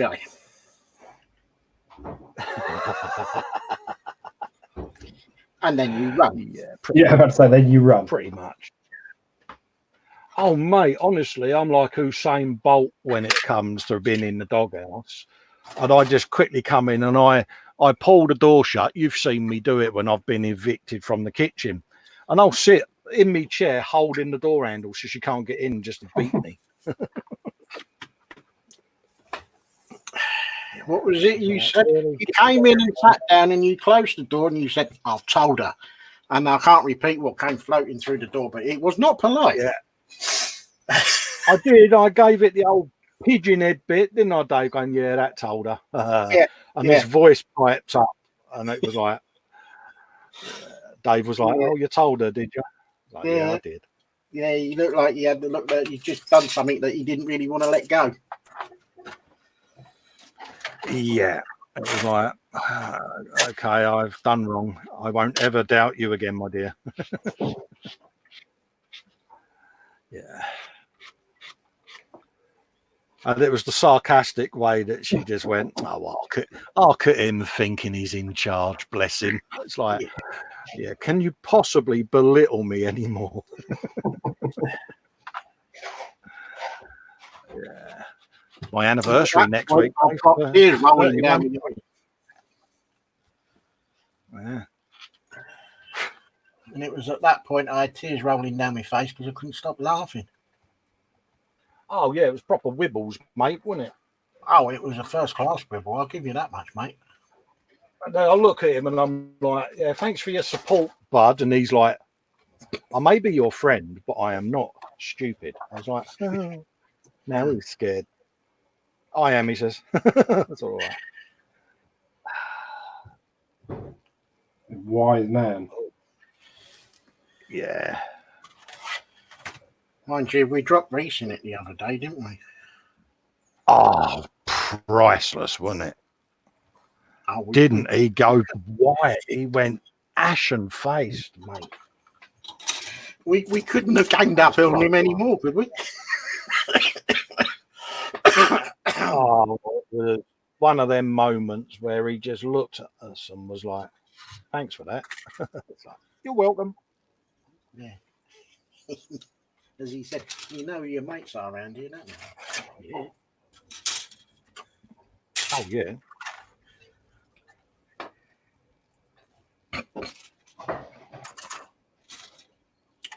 Yeah. Successfully dropped in it. Yeah. It's rude not to, though. He needs it. He needs to be dropped in it. He needs to learn at this age, before marriage kicks in, that he is not in charge. And I'm trying to educate him into that fact. Yeah, he's not learning though, is he? It's easier he learns now.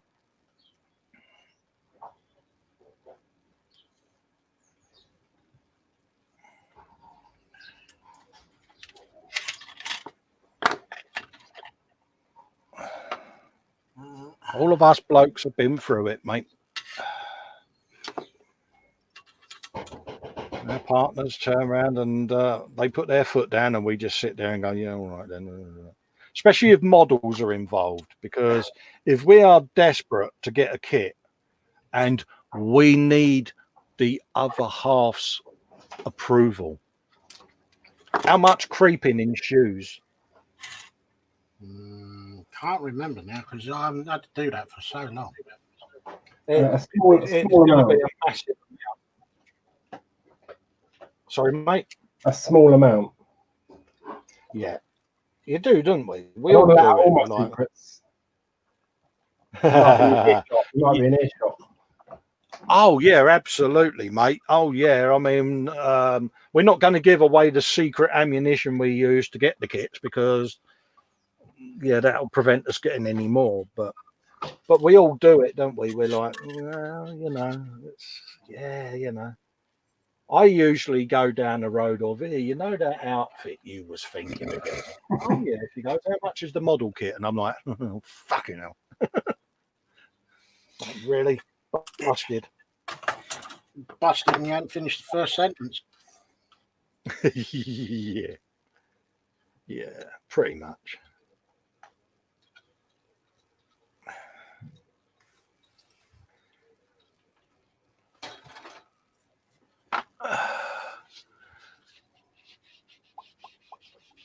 Andy McClishy's got a great point there where he says, regarding world events and that, he's saying, sadly, if unless smarter people are using their heads, history will repeat itself, and snowflakes will still snowflake. Yep. Yeah, it's when did that all start? What, The whole snowflake thing, Dave. No idea. It seems to be quite a recent phenomenon.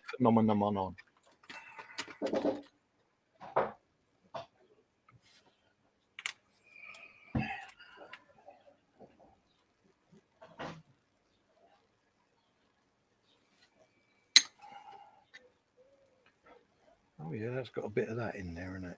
Yeah.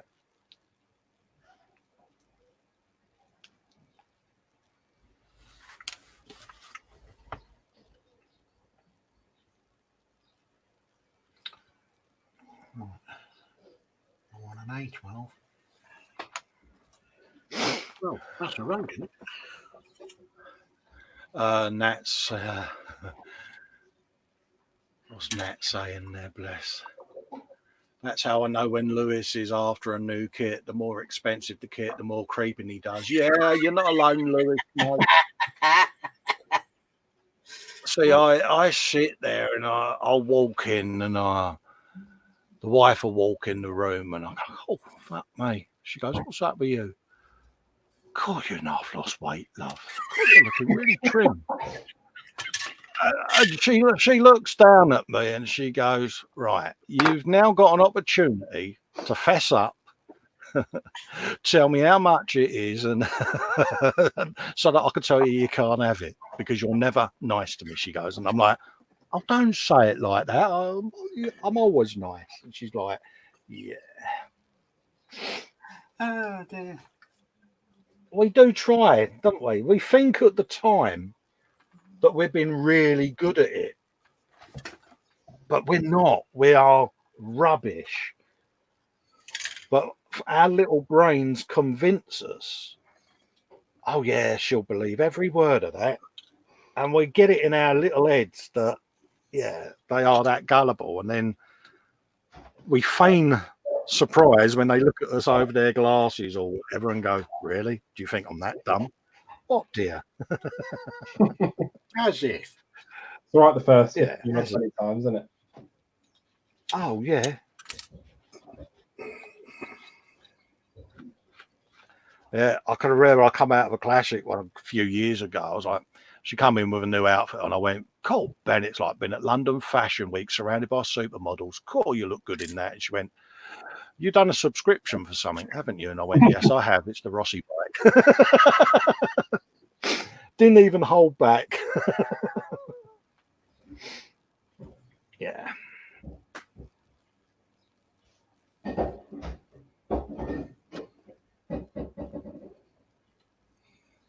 Oh, these legs are fiddly, Dave. Hang on, I'll give you a leg up in a minute. So we did that. Is that because you're legend? No, it's because I'm about to leg it out of here. Yeah. Could you go and get me my coat, love? Yeah. Andy McClish is saying, yeah, he does the same with his missus. I get all helpful so he can get a model kit. Quano Man saying, I think I once had one of them girlfriend thingies once. Had to trade it in for an Xbox 360. Made it easier to get at the fun bits. I like your thinking, but I obviously don't agree with it because my door is very thin. And I get very scary quickly.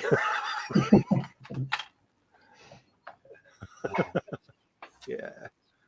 I'm a wuss.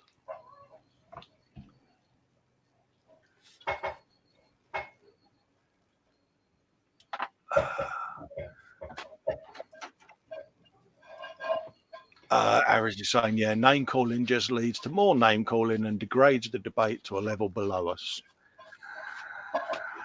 Okay, I wouldn't possibly say that my wife is beneath me because I would be beaten to within an inch of my solitary existence. Again, I am going to plead the Fifth Amendment. I'm going to remain not guilty. Yeah. I'll take it she's the other side of the door then. Yes, she is, Dave. And in answer to the next question, yes, I am that scared.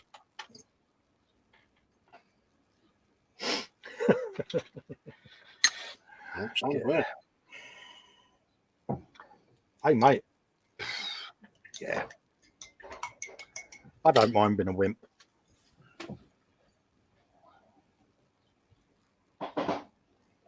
D12 and D13.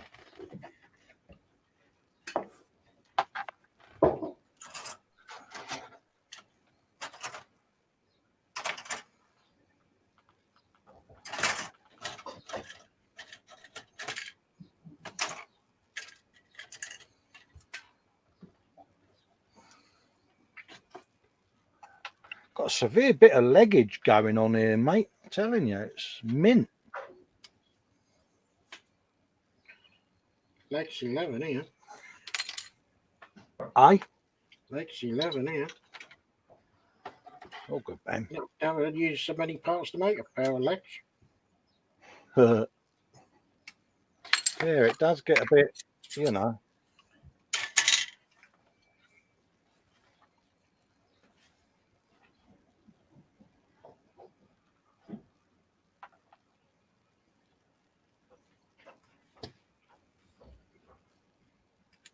I suppose this is a bit where I find out I put it round the right way, I suppose. Have you reached the carpet monster bits yet? I've managed to do the first section. Yeah.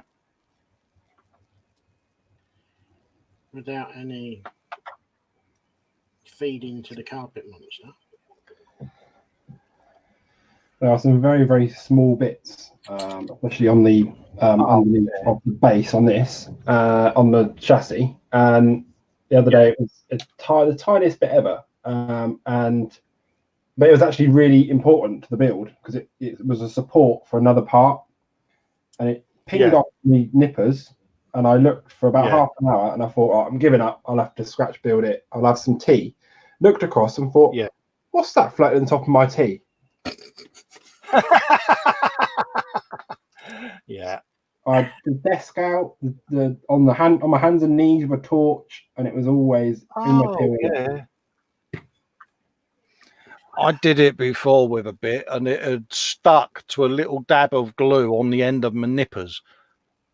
But because I'd put them down sort of the opposite way round, I never actually saw that it was stuck to it. When I found them, I did, how can I say, call myself a few names.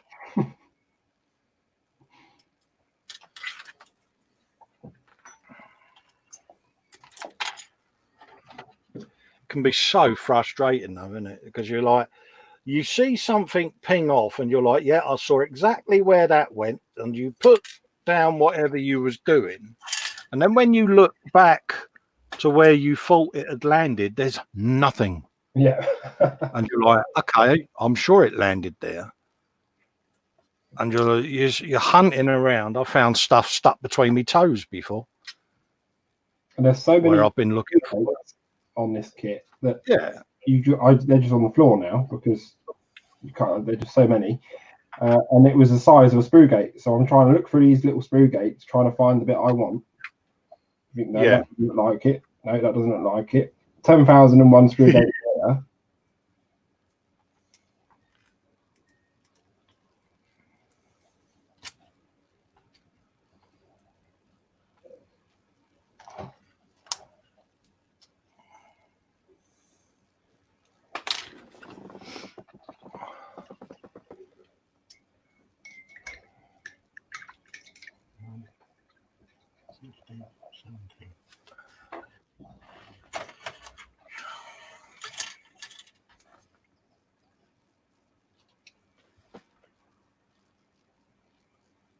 Frankie's in. Hello, Frankie. How you doing? Frankie? Afternoon, Frankie. Any suggestions as to what I can put in my belly for dinner? Food. Are we going to go for a full breakdown of fridge contents here, mate?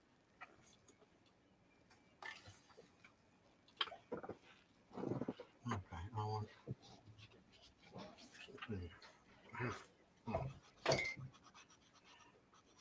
Mind you, though, I do have to fess up. I did have fish finger sandwiches the other day.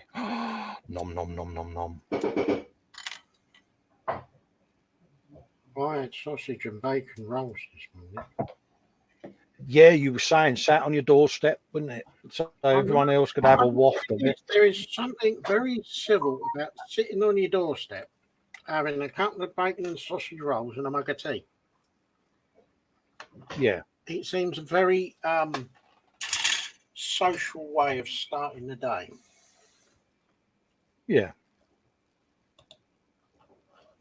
20.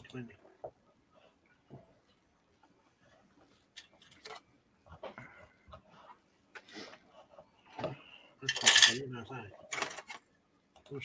we go. Hey.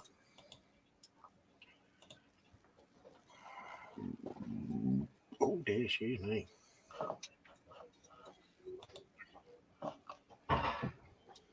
Well, More tea, Vicar. Yeah, I've had a couple of stroop waffles on the grounds that the bag of stroop waffles that I found in my fridge had not been opened at all.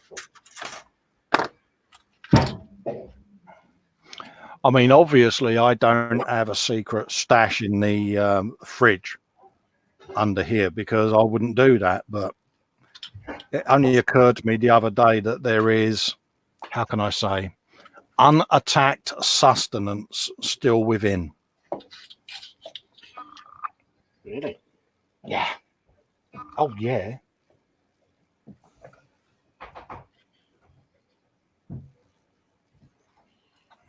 Sounds like you might need to have some sort of midnight raid.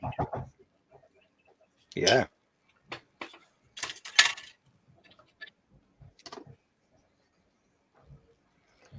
Obviously not at the moment because I am still scared.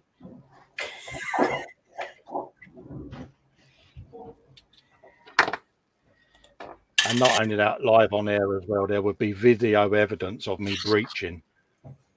And yeah, can't do that. Can't have evidence available, can I?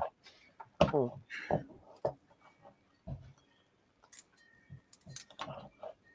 Got a severe bit of leggage going on here, mate. Quite impressed with this bit of Bandai brilliance, I must admit.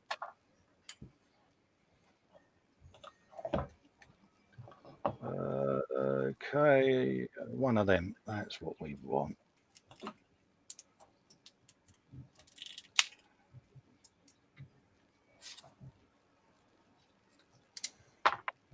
But it's strange. You sit and build these sort of Bandai kits, and I don't know whether it's. I seem to still have that childlike imagination, and I could sit and actually see this in the real world, you know, and yeah.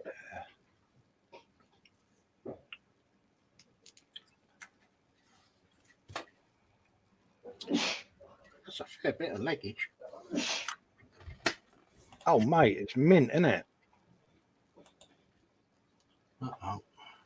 I mean, yeah, look, it's got a good old bit of leggy pops going on. It's like, yeah, happy days.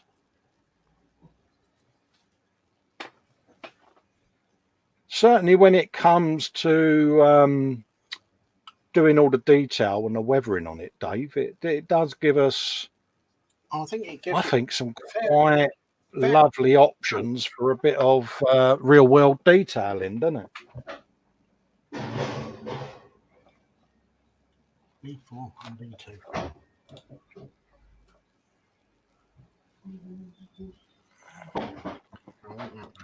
Number 11 for that one.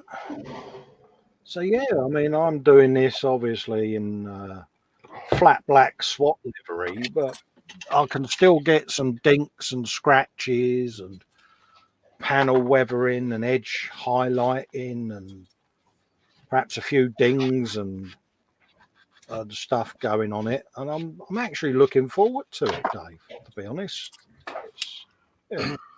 The other stuff that the other thing that I'm thinking of doing with this, along with the camouflage netting, what I can only describe as, the lengths of seaweed that you can get that's draped over stuff. Yeah.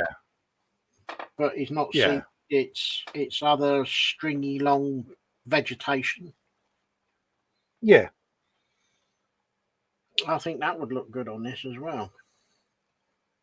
Oh yeah, I mean, I resin printed all them figures last night, and they're currently hanging upside down on the printer, ready for me to post-process them. And yeah, it's So we're into multiple hangings, are we? yeah.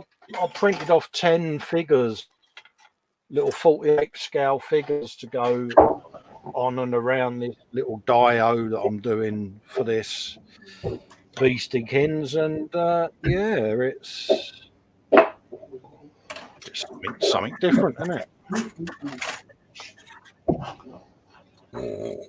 Oh, excuse me. You're right there, mate. I am now.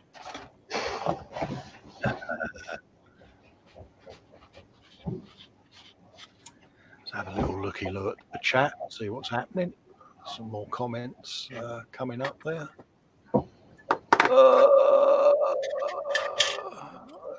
Lads all chatting to each other in the chat there. What's Graham after? Let's have a looky look. Yeah, many a kit went on that carpet. But it will change. Going to build a man cave, and the floor will be a wood floor going in. So he's going to do it for white so that he can see everything. Yeah. Well, that's what I thought. And then you find every kit part you drop will be white, won't it? Going to happen. As I've got a blue-grey carpet, I thought I would, the vinyl tablecloths you can get, so that when you have a party, you just sort of hoik everything into it and throw it away all in one bundle. Yeah. I thought I'd get myself an offcut of one of those and put it on the floor, being that it's white and everything that Yeah. will show up if I drop it on the because it goes down and it bounces off the vinyl and it just disappears into somewhere and you can't find anything. Yeah, I mean, I've got the thing where when I finish the bathroom upstairs, I'm ripping out the flooring in the man cave, the carpet tiles, and I'm going to put down laminate. But full well the stuff is going to ricochet off of that and go all over the place. It's going to happen, isn't it? No matter what we do to try to defeat the carpet monster will always win. That's the sad thing. Always wins, mate. Always gets us.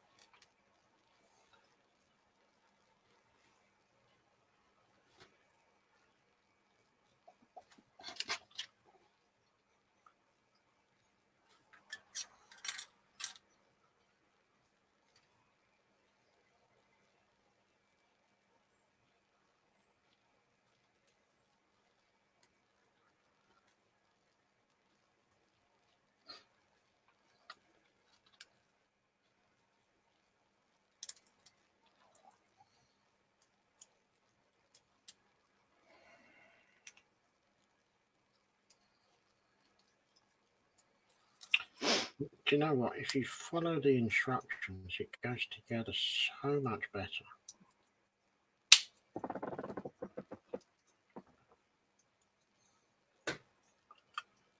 Breathing area.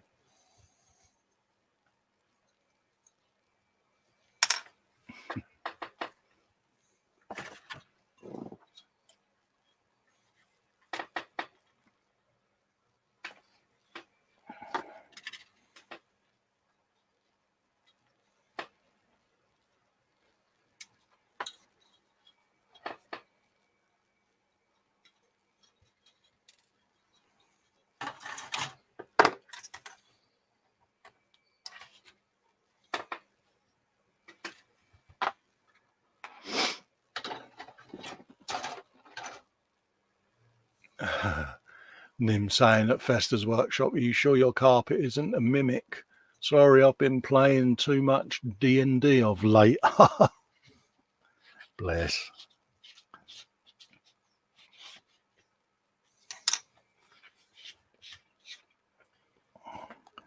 Yeah, I call my carpet a lot of things, mate. Always wins, the carpet monster. Always.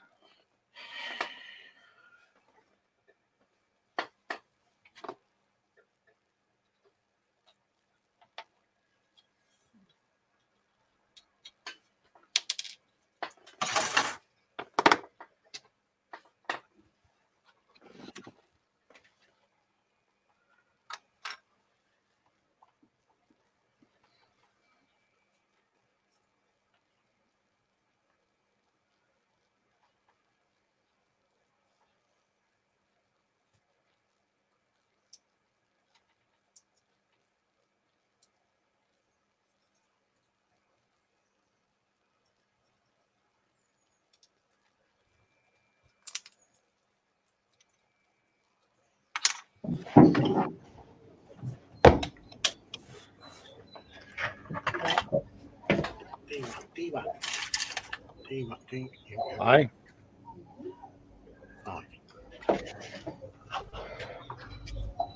Which bit to do next? Decision. Oh, decision time, mate. Do the bit that you've been putting off the longest. Yeah, I think I might actually. Let them figures dry for a bit. I want the skin tone to be dry before I start painting the clothes on, really. Oh, Quano Man needs a big wee. Off you go then. We'll just whistle away and pause whilst you go, mate. You won't miss anything. Just remember to shoot straight. Yeah. Oh, you nip off and do what you got to do, mate.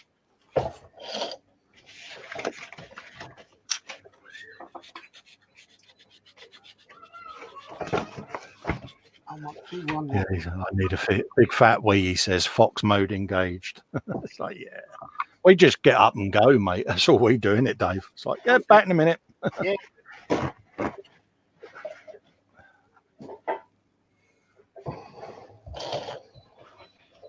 On we go.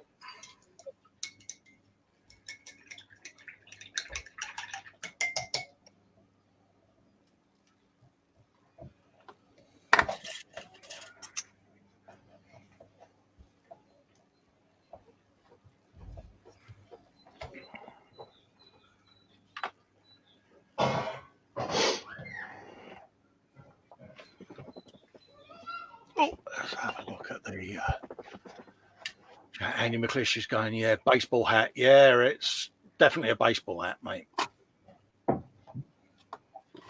Yeah, but don't you think it's a bit of a manky one? It could do with a wash.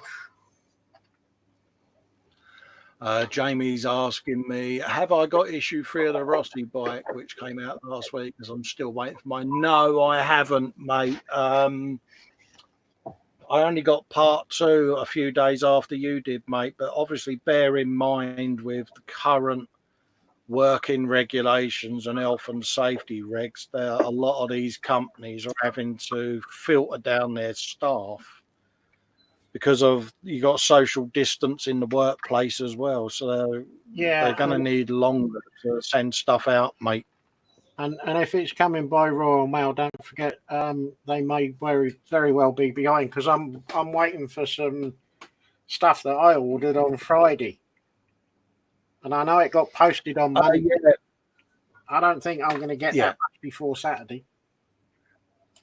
I mean, a good mate of mine works at the post office depot, sort of a mile and a half over the way there, and he said trying to get over 100 people socially distanced in the workplace in the Royal Mail sorting places. He says a logistical nightmare. He said, and we're all having to adopt different ways. He said, and it is delaying everything. He said, and you're trying your best, but it can't be helped, So I've put him pretty much gone down the mindset of add 14 days to anything I've ordered and hope for the best, and it'll get there, mate. Right, John said that he dispatched it on Monday. It's coming second class. Ordinarily, it would have been here sort of Wednesday. And some stuff that I ordered on Friday, I only got on Wednesday. So I think they're a couple of 2, maybe 3 days behind. Yeah. Start, I reckon, maybe Saturday. I think. I think I read on their website that they're not doing deliveries on Wednesday or Saturday now either. Just to give the workers a bit more, because everyone's been getting stuff delivered, just to give them a little bit more time off.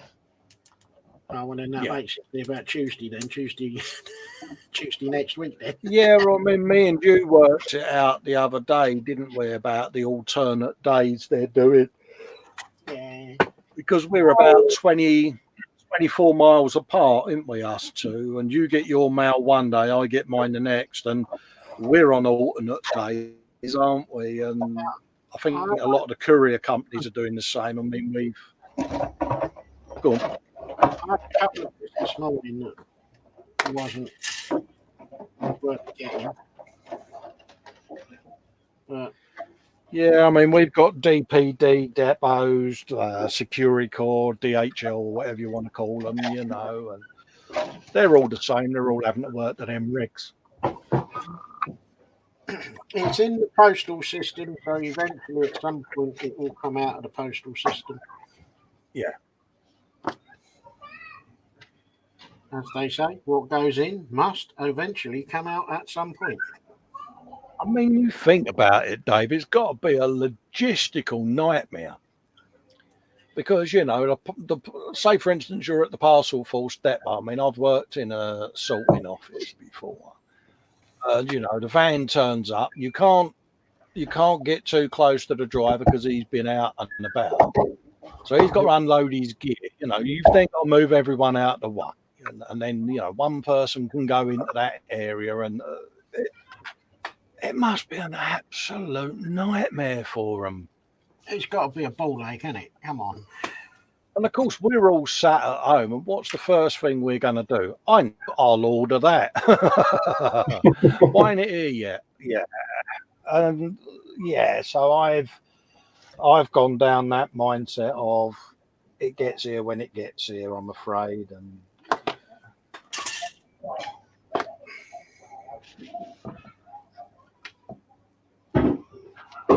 oh, you'll get some wise twat that come on time, didn't you?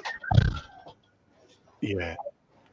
Kevin Stevens is saying there about something about foams, try to foam squares from Halfords that lock together, has them in his cave if you don't lose too much, if at all, to the carpet monster. I believe they're about $10 a pack.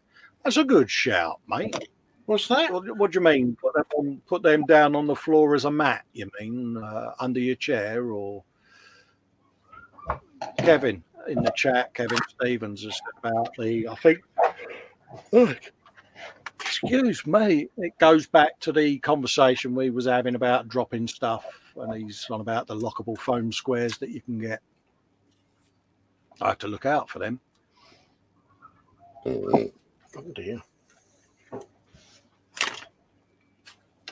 Yeah, I mean, it's one of them, Jamie. It's patience, mate. At the end of the day, dude, just step back and sort of think of the logistics at the moment and any deliveries. I mean, I've got stuff coming over from America. I've got stuff from Spain coming through. A couple of people that live in Italy want to send me stuff, and it'll get here when it gets here, because don't forget, stuff is getting inspected at customs and is it desanitized or whatever they call it? Where they spread disinfected. That's the word. You know what I mean? So they're having to do all of that. So your packages are sitting in a holding area on their own now for at least 24 hours, just in case. And there's no evidence that anything can stick on parcels. Don't get me wrong, but they're going through these policies just to protect people, just in case. And everything's getting delayed because of that. So, yeah. And obviously, if people are getting sick as well and not able to go to work, that's one less postman, one less courier, one less, yeah. Andy McLeish grown, yeah, the grey interlocking floor mats are £10 a pack, the brightly coloured ones are 15. Mate, that's a good shout. I hadn't honestly thought of anything like that. So thanks for the heads up, mate. James is saying that he's back. I went back to play a few games of Warzone with a friend, but didn't get a victory, unfortunately. Oh, mate, demand a rematch.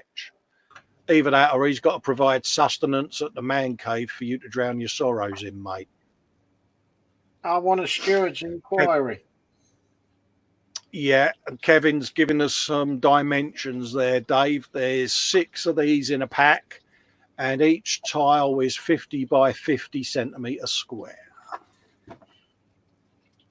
Yeah, but I might have to do a slight Shane Young's there, brilliant one there about e-models, ordered from e-models on the 26th and it was delivered today.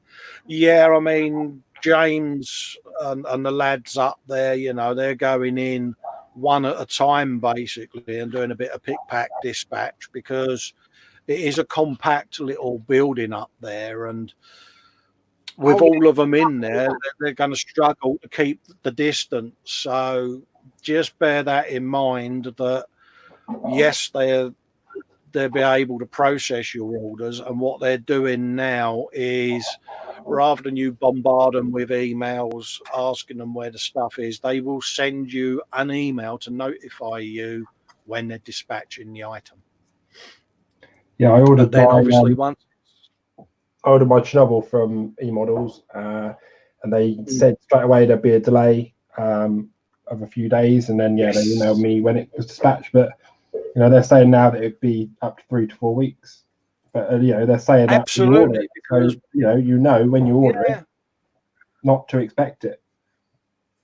Absolutely, because bear in mind as well, when it's left e-models, it's then in the hands of the courier, and they're having to do their own safe working practices at the moment. So, yeah, everyone is trying their best to please everyone. It's just a matter of we need to just be a little bit more tolerant. Andy McLeish is saying, yeah, right now, patience is the thing. Absolutely. Quano Man says, I've got my method of defeating the carpet monster. It involves putting on a steel underwear just in case. I'm bending over the bench like a cheeky prom queen. Okay. There are certain images that I can't get out of my head, and now that is one of them. Oh, brilliant. Gotta love him. Oh, dear. Well, I've got another leg to start now, Dave. I'm just about finishing one off. Yeah, it's like, my God. Yeah, we kind of said it wouldn't take us long, didn't we?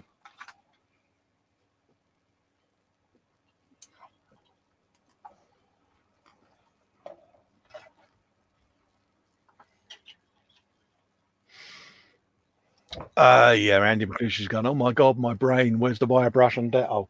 Yeah, you can't undo that image now, mate, can you? It's etched into the back of your retina, mate.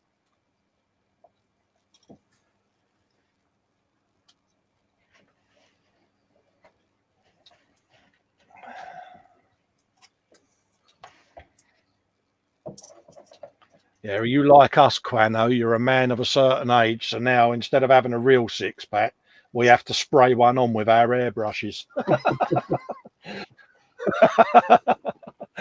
Yeah, just to try to get that 300 Gerard Butler look. It's like, yeah.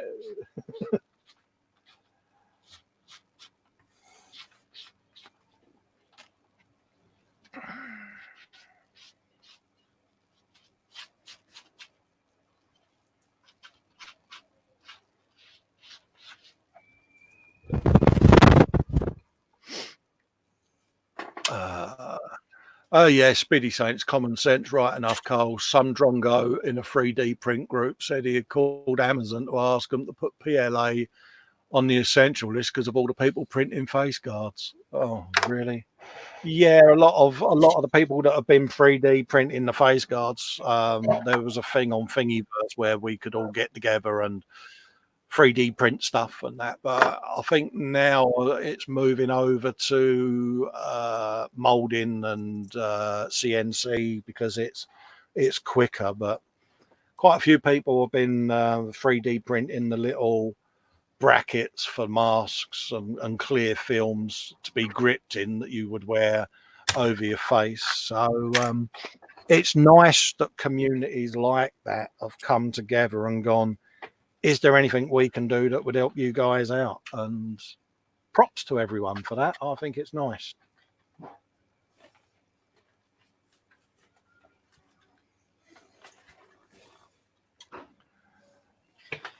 But yeah, I mean, I've run out of resin for the 3D printer, and it's like trying to get ends teeth at the moment, you know, and I'll get some as and when. There's no urgency.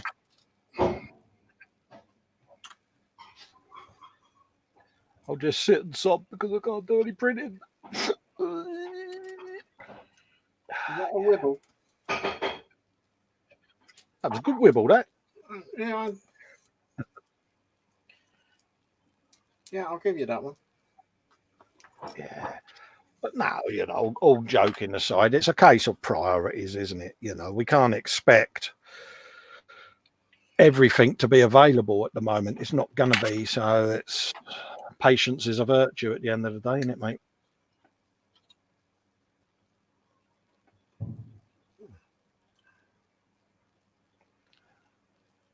You know, it was one I was saying to you the other day, Dave, wasn't it, about the lady that was the lady that had panic bought a load of lavatory rolls, was trying to return them to a place not far from me.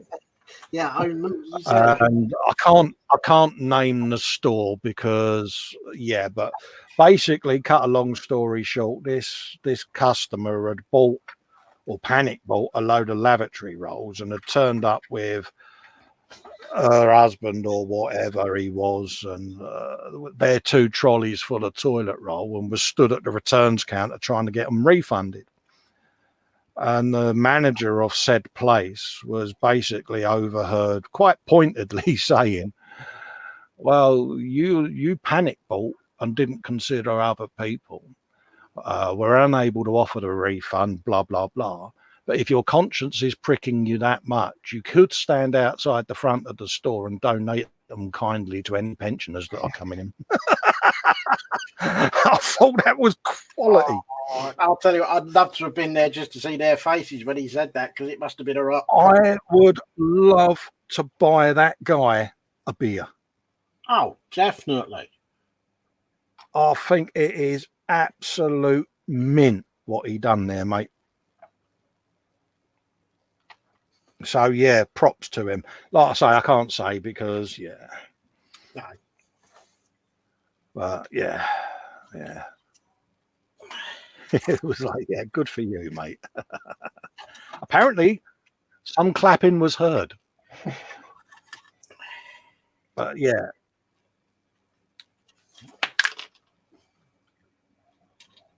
Why don't they just go to the local nursing home or the local hospital and donate them to the nurses, the doctors, or whatever? Yeah. I was saying to you in the hangout about the woman that lives down the street from us who works for the NHS, and we all had a whip round and got her a Tesco shopping delivery sent. Yeah. Because, you know, it's the thing to do, isn't it? You know, she's working all the hours in God sends, you know what I mean? And totally. the least you can do, isn't it? Nice to be nice.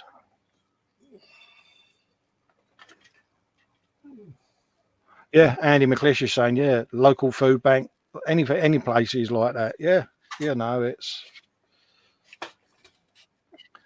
And I think a lot of them are going to get caught out with that. I mean, there was a thing on, and I don't know how accurate it was, because, you know, you can't always trust the news or some of the stories that appear on social media.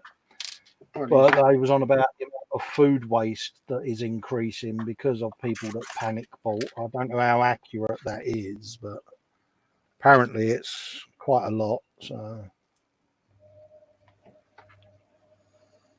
yeah, I've seen a few articles about things like that. yeah, and it's just frustrating, Grant, isn't it, that, you know, that's happening because there are people that can't get to the food shops. There was the one about the pensioner that made Sky News yesterday, where she had got stuck in her house, bless her heart, and was having to forage in her own bins because she had a food delivery delivered, but because she couldn't get out of her front door, some git had nicked it off her doorstep. Oh, you know what I mean? And that's just like savage, isn't it? Yeah, exactly.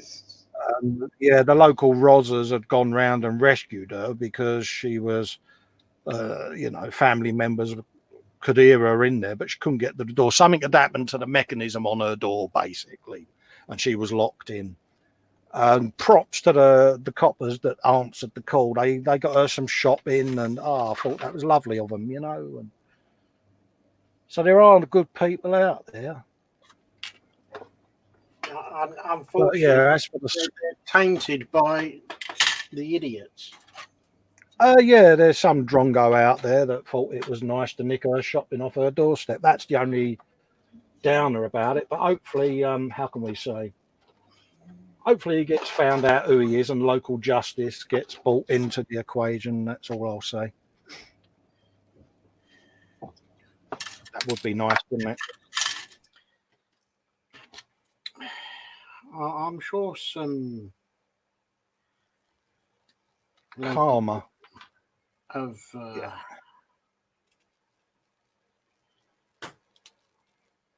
karma always has a way of catching up with these people, we hope, don't we? Yeah. Sooner or later, they get found out. I mean, I think this weekend is going to be a big tester because obviously in the UK it's Easter weekend and we are all supposed to be staying in and everything. We had a bulletin on our local news. Yes, you remember I was telling you about our local boating park and all of that lot, and everyone was moaning about how many people are down there feeding the ducks and Christ knows what, where most of us are doing what we've been asked to do. And the local bobbies are saying, you know, they are going to be a lot tougher on it now because it's putting people's lives at risk, isn't it? It's not helping the situation. And, you know, going for a sunbathe and feeding the ducks whilst the country's on lockdown isn't a sensible thing to be doing, really, is it?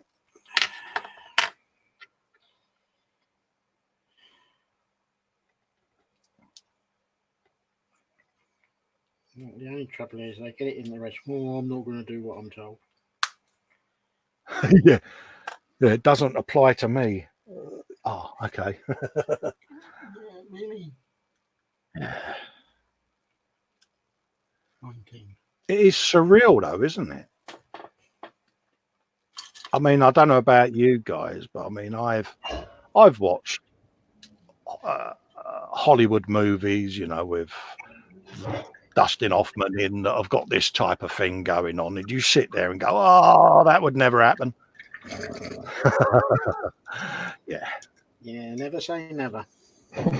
absolutely. Yeah, it's the irony of it, though, Dave, isn't it? Because the Spanish flu was it 1920s? It was 1920. Yeah. 1919 and went into 1920, I believe. Yeah, isn't that ironic? Exactly 100 years ago, you know what I mean? Yep. Or am I getting all conspiracy theory on it? Well, I saw a thing online a few weeks ago. There's been pandemics in 2020, 1920, 1820, and 1720. There you go. Yeah, it just seems Mother Nature always makes things right, doesn't she, at the end of the day? And is it Mother Nature making us all sit at home and not pollute whilst the planet can just recover a little bit? Well, it's great for the planet, isn't it? This. Oh, NASA released some photos. Some of the worst offending countries, should we say. I won't name them. But, yeah, apparently it's quite noticeable that it's happened, Mm-hmm. Well, I'm going to nip off and grab something to eat, chaps. Okay, then.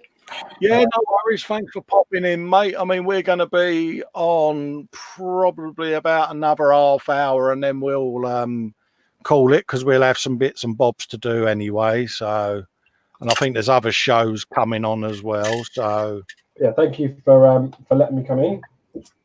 No, that's all right, mate. You asked, not a problem. And yeah, I'll probably catch up with you later on at some point. Yeah, definitely, mate. There you go, buddy. Yeah, and you, mate. Take care. Right, cheers, then. Ta-ra, mate. See you later. Thank you. Hey, I've got a leg. Happy days, mate. Yeah, James, I know you've PM'd me some pics of bike kits you're building, mate. I'll show all of them on the Sunday show, mate. That's what we're going to do on Sunday. This little one here today's and at the bench and all of that lot, but I'll keep them in the thing there and I'll show them all on Sunday when we do the gallery, because if I go through all the gallery now, well, then we're not going to have a gallery on Sunday because it's done, isn't it?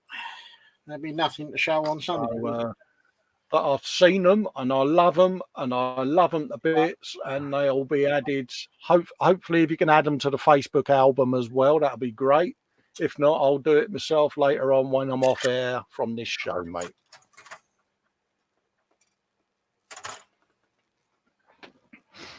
But yeah, I'm on my second leg now, Dave, and yeah, I think we both knew that we would end up whizzing through these, didn't we? Well,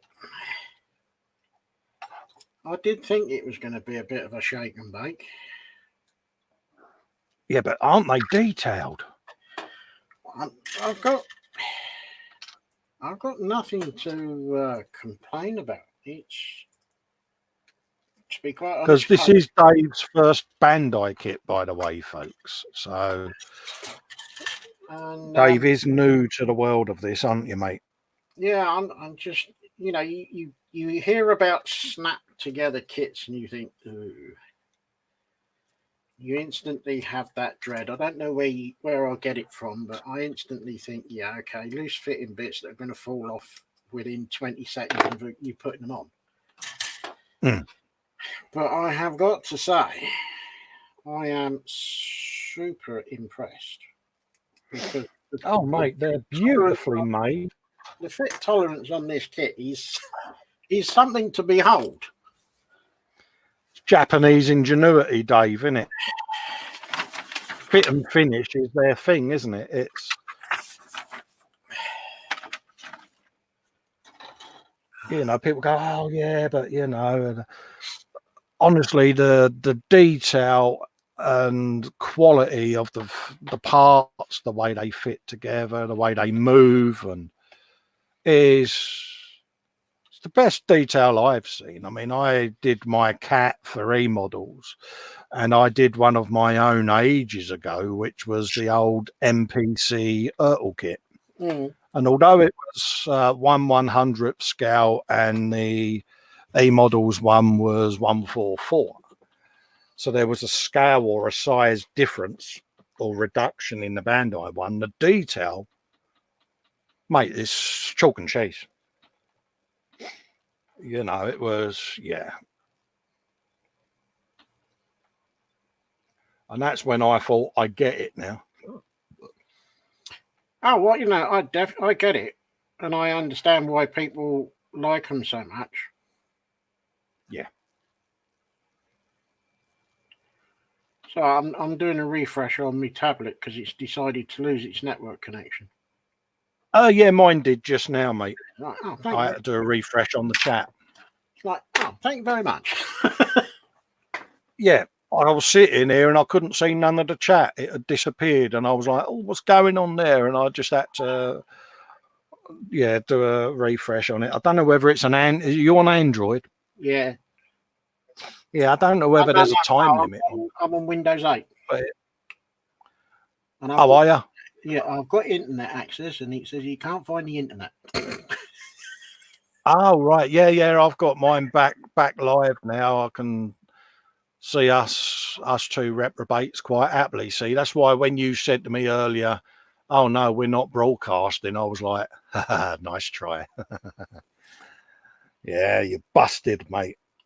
You can't get me on that anymore. Oh, I'll keep trying. I'll eventually catch Oh, I know. He's rotten to me, folks. He does this every week to me. you. Could I hear a Oh, wibble? yeah, we're not on YouTube, mate. And I go through and I frantically end up checking all my monitors, and he just sits there smugly smirking at me. And I'm like, you've done it to me again, didn't you? Mm-hmm. That's all right. Revenge shall be mine. Yeah, but the one that you got to worry about is when I don't say anything and we're not live.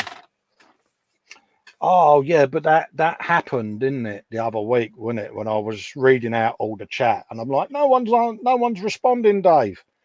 And I looked up, and it was, yeah, show started XYZ in the corner there. Would you like to go live? Aha. Yeah, that was one of my better ones, mate, wasn't it?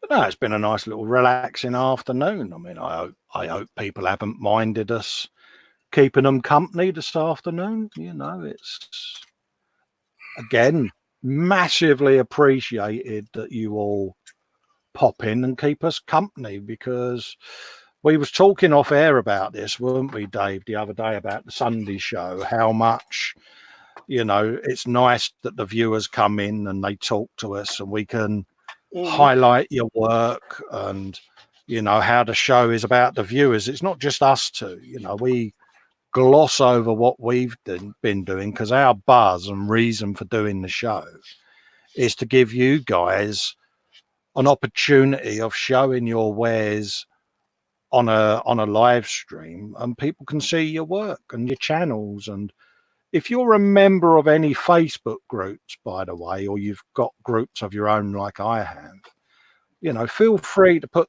the links in the page and the group, because, you know, I'm in various groups around the internet, but, you know, you might be in a group that some of us aren't in, that is a really friendly environment, blah, blah, blah.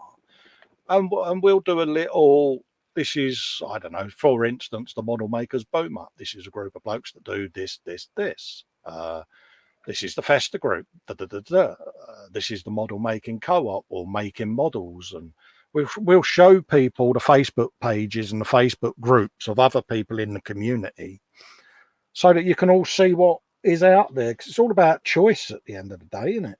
Mm-hmm.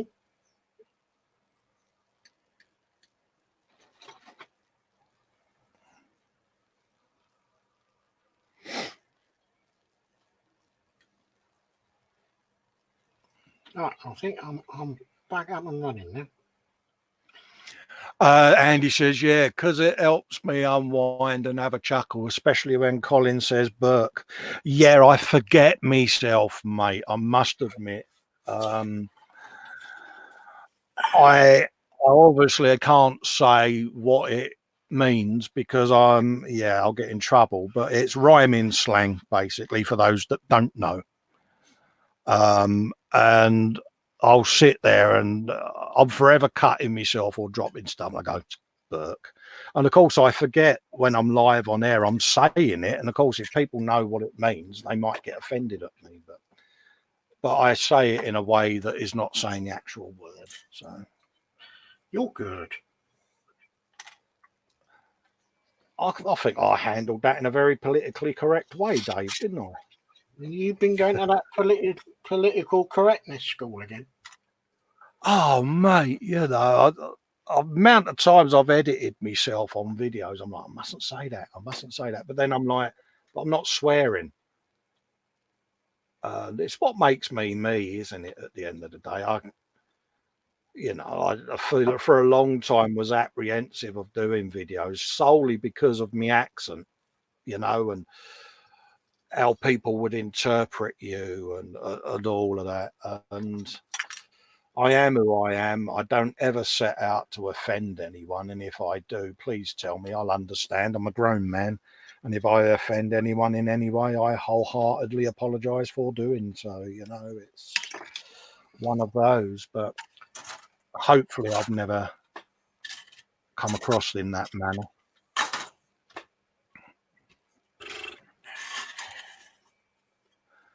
But Dave has the pleasure of hearing me have full-blown arguments with myself when I'm in Edward Spannerhands mode, and he sits there and just looks at me and goes, "Will you go and make yourself a cup of tea?"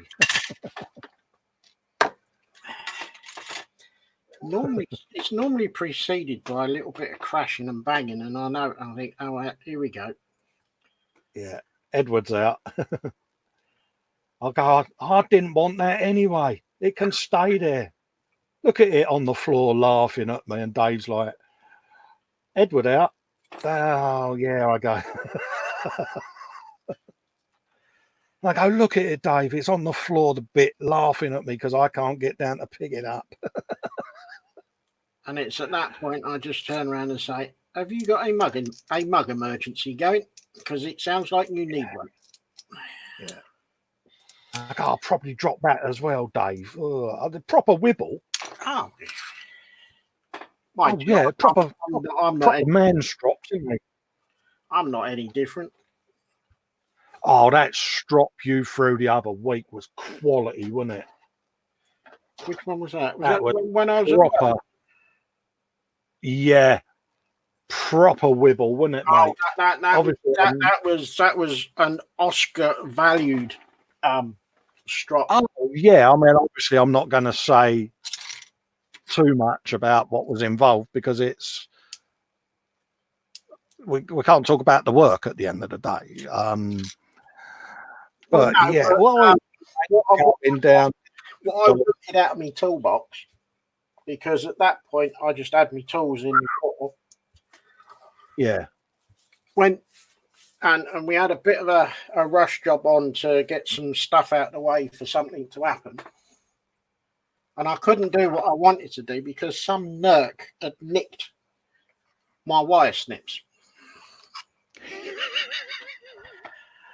And it was, when the pressure's on, you got to get something done. And no one is either listening to you or even bothering to try and help. And I just... You got full Hollywood, didn't you, though? Because I had a full strop, a full wibble, a full slam the drawer shut, stomp off, swearing and cursing under my breath, calling everybody every kind of the biggest insults that I could think of going, and stormed off. Oh, proper Hollywood exit, wasn't it, mate? Oh God, yeah, was it? And I got up, And yeah, I went up one flight of stairs, and I had another flight of stairs to go. And by the time I got to the top of the second flight of stairs, I was in stitches because I was laughing at myself for being such a bleeding big girl's blouse. You know, really? oh yeah, yeah, but it feels good at the time, though, Dave, doesn't it? And it's Proper like, man wibbles, mate. it's like, you did what?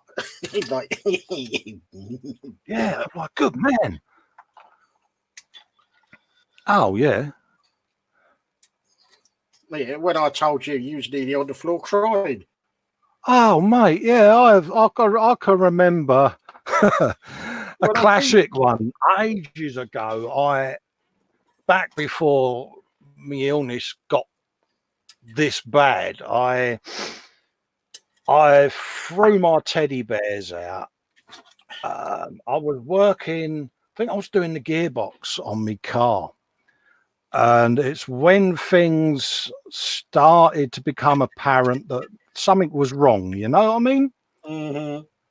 My coordination and cognitive stuff, you know, because I'd done gearboxes before and never had an issue, you know, but I couldn't get my hands and brain to work together. And I stomped over here and was sort of having a scrub up and that. And I'd packed away for the day and proper, that's it, I'm going indoors, it's my bat and ball, I'm going home moment. And my missus come in, she put, you know, innocent, oh, card, I know it ain't.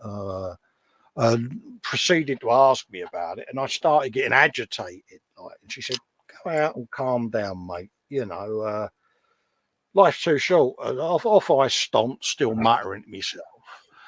And I've gone out the front door, and I'm halfway up the road, and I've realised I've got no keys. So mid strop, it's tap on the door. Can I have my keys, please? Totally killed the strop, mate. You know, but. And we giggled about it, you know, and that's when I realised things were beginning to go downhill, should we say, you know, but yeah. So yeah, I've done some epic strops in my time, and they've all failed miserably as well. I'm crap at it, if I'm honest. But then, you know, we're blokes, aren't we, Dave? I don't do it very often. Feels good though, doesn't it? But when I do it, I have a classic. I do it properly. Oh yeah, Captain Hollywood. Oh yeah, if you're gonna publicly throw a wobbly, you got to do it properly. You got to have the full on. Oh yeah. You can't. It's the way though, don't you find when you walk back into the room that you've got like a room full of eyes staring at you, and you're like, if one of you say the wrong thing and it's going to start again, isn't it? Oh, look at me. Apologies. Yeah, because I walked back in and everybody sort of looked up, and everybody was waiting for someone else to be brave enough to say, "Everything all right, Dave?" You know, yeah. And the TO looks at me and he started going white with fear. Yeah. Oh, Spiddy's off. He's got to go to the post office. Catch you later, Spiddy. Thanks for coming in, mate, and keeping us both company, mate. Your company's most welcome, and you can always pop in and say hi at some point if you need to. Take care, buddy. Yeah, sorry, Dave.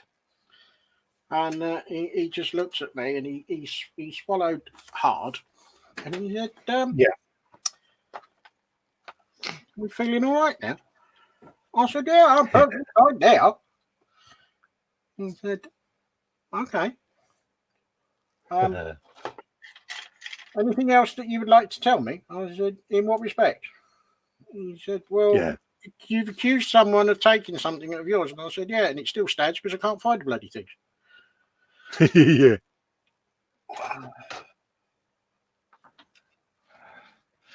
Oh yeah, it feels good at the time though, doesn't it? Proper, yeah. So now no one can.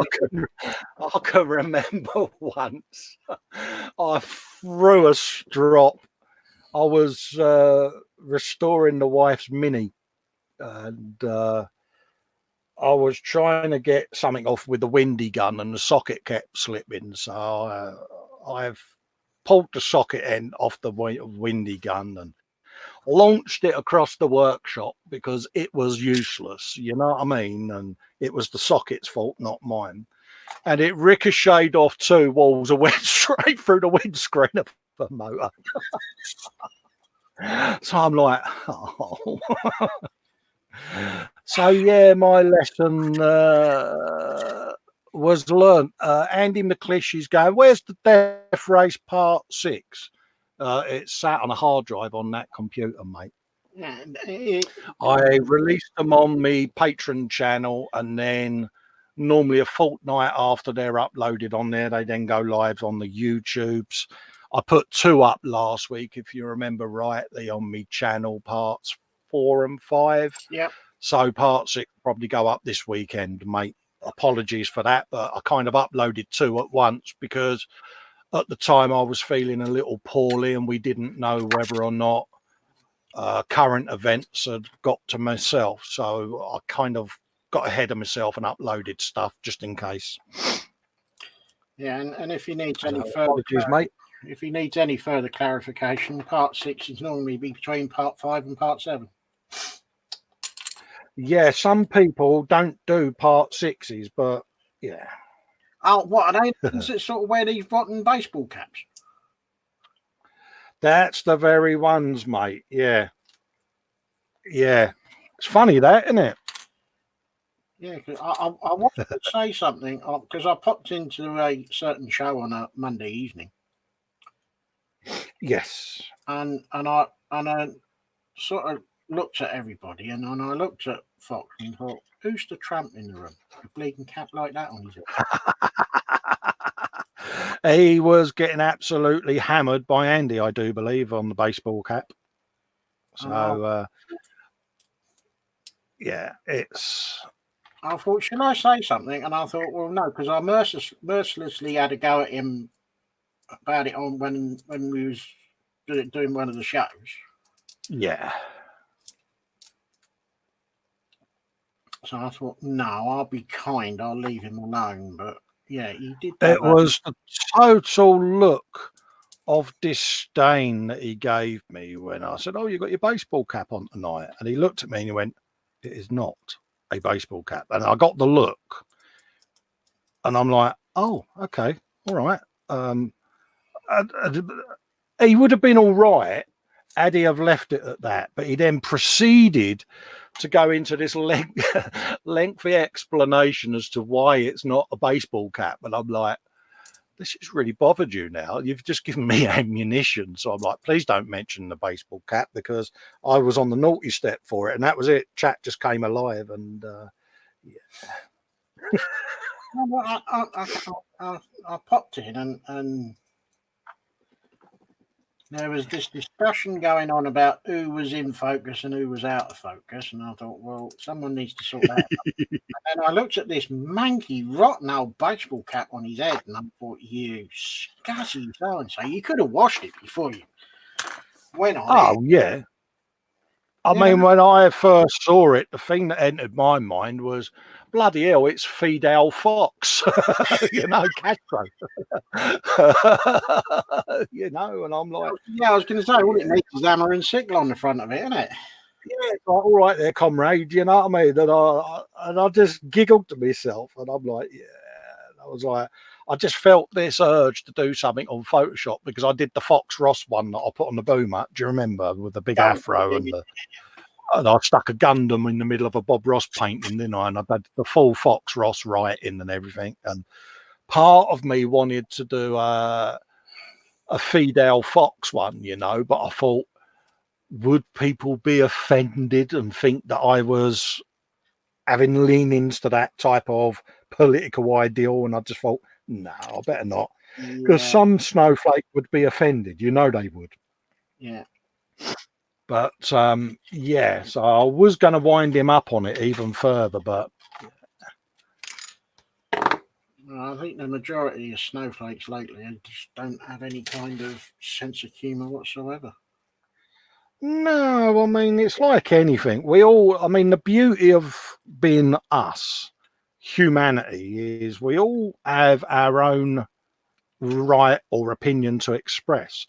And I've said this before over ideologies. I can't say which ones because, again, political correctness. But, you know, if people have certain beliefs, I'm not a religious man, me personally, but if someone believes in God, and they believe there is one, then as far as I'm concerned, there is one because it makes them happy. It brings them a form of satisfaction.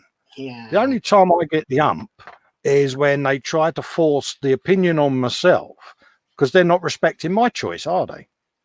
No. I'm respecting theirs, but these people that bang on my doorstep and try and convert me, and I try to be as polite as I can to them, but they still do it to the point you have to turn around and go, could you please leave the vicinity of my front door, in that very quintessentially English manner. I think the last. Go on. So, yeah, I just think, well, I don't go down to their church on a Sunday or whenever they're doing their mass and amble in there on me walking sticks and go, oi, it's all a load of rubbish, because I respect their beliefs and their choices and opinions. So why have they got to try and force it on me? Exactly. And dare I say it, religion has caused a lot of issues in the world over the years with different disagreements. And I think the last two that knocked on my door were a couple of old girls. Yeah. And they said, they started going on, and I said, I'm going to stop you there right now. I said, I'm not opening the door anymore because I haven't got any trousers on. And these two turned tail and they was down my garden path faster than Usain Bolt. Yeah, I mean, I normally say to people, look, you know, if you believe in a God, good luck to you. I hope it brings you happiness. I personally don't, blah, blah, blah. And I just say to them, look, you know, if I drop dead tomorrow and I wake up outside a set of pearly gates, I'm going to go, oh, my God, I was wrong. Yes. But it's my choice. Please respect it. But I'm not going to pillory or ridicule someone for their religious beliefs. I respect their choice. So it's all about tolerance. But when people are frog marching down our streets demanding that we all convert to their religion, I have a problem with that, because you are now, through bullying and terrorism, trying to dictate to people what they should and should not believe. And I think that's dangerously wrong. I think that's very, very wrong. Every man and every woman in this country has the right to a choice. Absolutely. And like I said, I've always respected whatever people's choices are. You know, that can be Muslim, Catholic, Protestants, whatever. It doesn't worry me. You know, if someone believes in a God and they go through the process all their life and it makes them feel fulfilled, good luck to them. Yep, let them go with it. I'm the one missing out, not them. But I'm missing out because I had the right to choose. So just respect it. It's all I'm asking. It's not a lot to ask, is it, mate? No. If a big bloke with a beard goes, ha, ha, ha, you won't be saying that in a few years, then that's my loss, isn't it? Can I come off my soapbox now, Dave? I was going to get another one out for you because you've worn that one out already.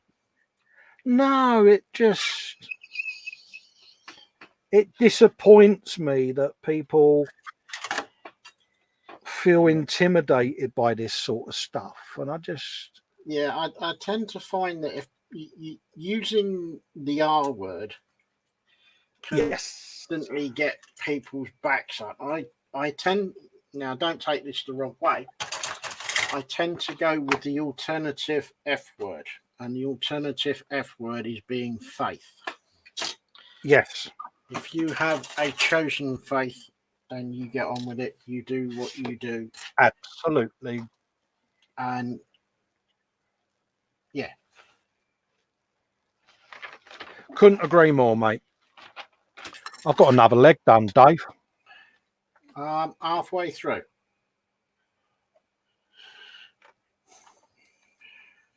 A nice shapely pair of pins they are as well, mate. Better than mine. Mind you, a couple of table legs would be better than mine.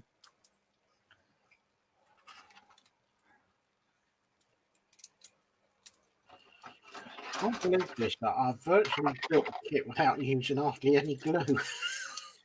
Yeah, I've used a couple of dabbles, mate, to be That- honest with you, in a couple of places, but There's been the long stringy bit that you put on the leg of you mean the armoured cable, yeah.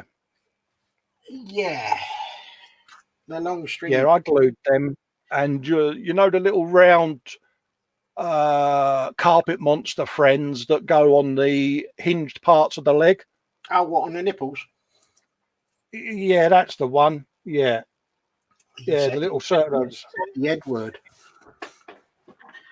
Oh, look at me. Yeah. Got a gas leak. No, I might have done. I think the world knows about it now. I've got away with that. Oh.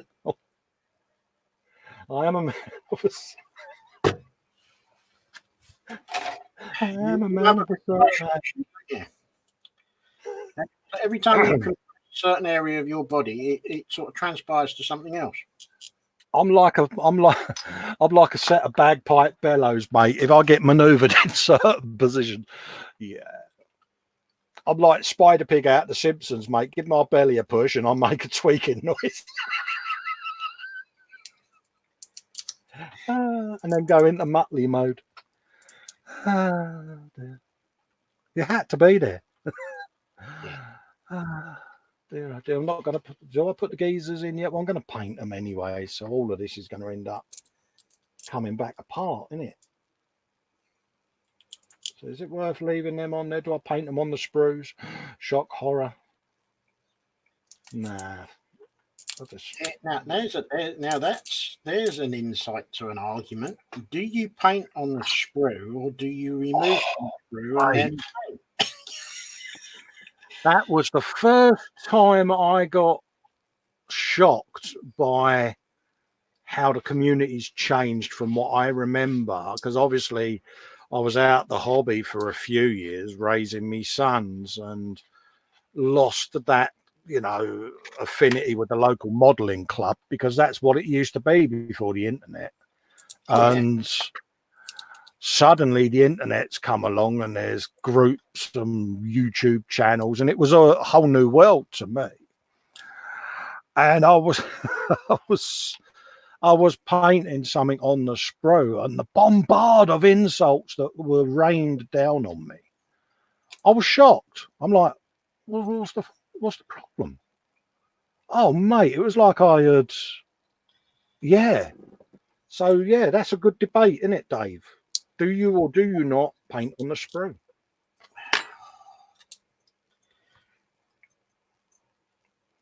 Yeah, it's either that or it's the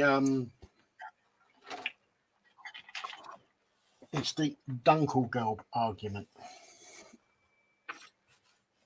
Oh, what, the wrong shade of German grey? Or whatever. Yeah, I struggle with that one a lot because, it's like someone to go, oh, that's not the correct shade because of this. And I'm like, look, it's green. It's dark green. Yeah, but it needs to be this one. Yeah, but when I sand this off and paint it with that one, to me, it's still going to look the same colour.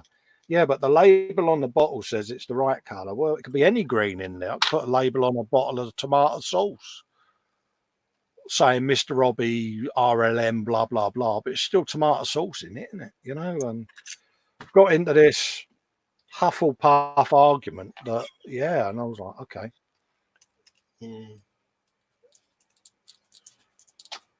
Yeah, I seem to remember I got into one and said, look, doesn't really make any difference because if it's a World War II vehicle, the vehicle would have been outside for the vast majority of its service. So therefore, it's going to get the sun beating down on it. It's going to get rained on, snowed on, mud on it. It's going to have troops climbing all over it. There's no guarantee that the paint was exactly the same paint that it was used on other vehicles because of supply chain issues. Oh yeah. I know it was up, yeah, but it's not the right colour. Well, then what is the right colour? Mud is another one that gets people going. You know, if I was to say now, can you use Russian earth on a German diorama? Yeah, you know where this is going, don't you, Dave? Yeah, I think we've been down this one before. We've had this one before, haven't we? Yeah. You know, me being me, when I got, I would say rivet counted on it. I just said, look, dirt's dirt at the end of the day. And I got a full breakdown on every geological sample from the world, didn't I, mate? Yeah. Hilarious. Oh, you walked into that one with your eyes closed. Yeah. I was like, yeah, okay. Yeah. Yeah, at the end of the day, mud's mud. Yeah. Yeah, it's It's not brown and it's wet. It's wet mud. That's good enough for me. Yeah, but it's not the correct shade of olive drab. Okay. yeah, I've not had that one yet, but you have, haven't you? You've Oh. had the olive drab one. That vehicle that you've painted, yeah, it's not the correct shade of olive drab. Okay, tell me what the correct shade of olive drab is. It is a mixture of yellow and black. Yes, I know that because that's how I mixed it. Yeah. Yeah. Did you do the pigeon? You know, that sort of pigeon head thing of when, you know, someone's getting you wound up. You know, yeah, I'll give you it's the wrong shade in a minute. Yeah. It's just like, really? Yeah. Yeah, I've had it, mate. It's like, yeah. And you sit there, don't you? And you think, why? Oh, you know that Mercedes that I did? Yes. That rather sleek looking Mercedes that I inadvertently painted Ferrari red. Yes. Some bright spot came up and said, yeah, Mercedes was never painted in red. You got the wrong colour. Oh, God, no. The irony in it. It's like, dull. And I thought, are you a rocket scientist or something? Yeah. The reply that went back was, yes, I know I've painted it Ferrari red because I deliberately and wantonly chose to put Ferrari red in my airbrush. Yeah. Oh, But yeah. But then it came back, it shouldn't be that colour. And it was Yeah, my bus. Oh, yeah, my London bus is the most rivet counted build I've ever had. And along the lines of, you know, the infamous one of the guy saying about, well, I drove that bus and I can't remember it having that poster on it. So, you know, he said, I never saw that Motorhead poster on it. Well, you have now. And then I was in the E-Models show the other week. Someone typed in there about it and was, well, the ones I went on were never that dirty. They were maintained well. And I'm like, yeah, you never went on the buses round Acton and Kingston upon Thames then, did you? Because they was mobile dirt pits on wheels, mate, weren't they? But each to their own. You're entitled to an opinion, but nobody likes a rivet counter, do they? Let's be honest. What is the point? Again, there's a time and a place. If you're saying this is historically accurate Bismarck and it's, I don't know, the HMS, whatever, then people are going to go, well, it ain't the Bismarck, mate. Yeah, that's different. You know, but I I get the when, I mean, with the bus build, I pointedly at the beginning of the series said to everyone, this is not an accurate representation of a bus. It's going to have posters on it of my favourite films, my favourite bands, and that's final. And I'm going to mess it up a bit because the buses I used to go on as a kid were blacker than the ace of spades and looked like number twos on wheels, should we say. I think people will know what I mean. Yep.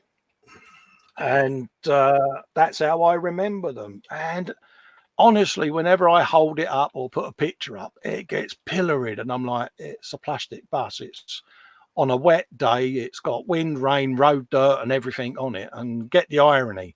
You've got people reading about Kennedy being assassinated, sat next to someone reading John Lennon's just been shot. News of different decades. You know, it's eggs, isn't it?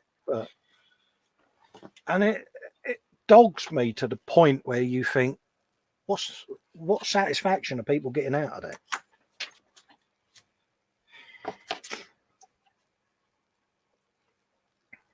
It's just a bit odd, isn't it?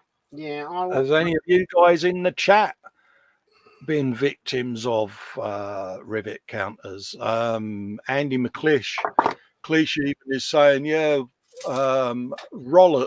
I'll rephrase that as Rolex for you. That bus was very beautiful, he says. Cheers, mate. That's appreciated. It wasn't a perfect build, don't get me wrong. And you know, there were things on it that I would do differently now, but that's build wise. Finish wise, I would have still had it as a weathered, knackered old example of a bus because towards the end of their life, that's how they became. Well, I seem to distinctly remember the route masters that used to go down the Chinkford Road. Yeah. They was not clean.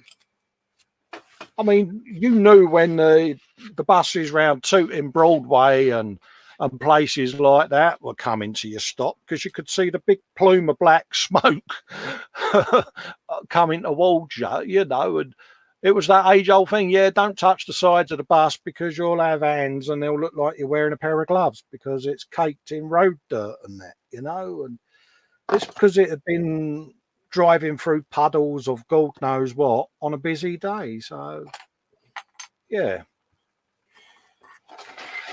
But that's my most rivet counted build. My Ferrari hasn't actually been rivet counted that much. I had the guy on that group extol me with his experience and fandom of Ayrton Senna.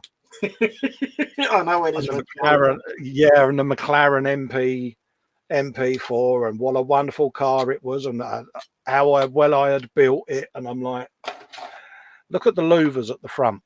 So it's actually Nigel Mansell's Ferrari. I was kicked out of that, so it was like, okay, you can take a joke then. Yeah, you know this Land Rover conversion that I'm going to do. Yeah. I don't know why, but I am kind of expecting a bit of a backlash to it because I'm not doing one particular variant. I'm kind of doing a bit of a mishmash. I mean, it is ironic though, Dave, isn't it? Because I can remember saying to you at the time I was building it, the one I thought I would get the most problems with was the original AT-AT I did as the cat build, because I thought I would have the entire Star Wars community after me burning effigies of Festa in the streets because they would have thought I was insulting them, which is something that couldn't be further from the truth. You know, it's just sci-fi equipment I look at and think, could it work in the real world? It's like the guy that did the Enterprise and all of that lot as RAF Luftwaffe and Japanese. Yeah,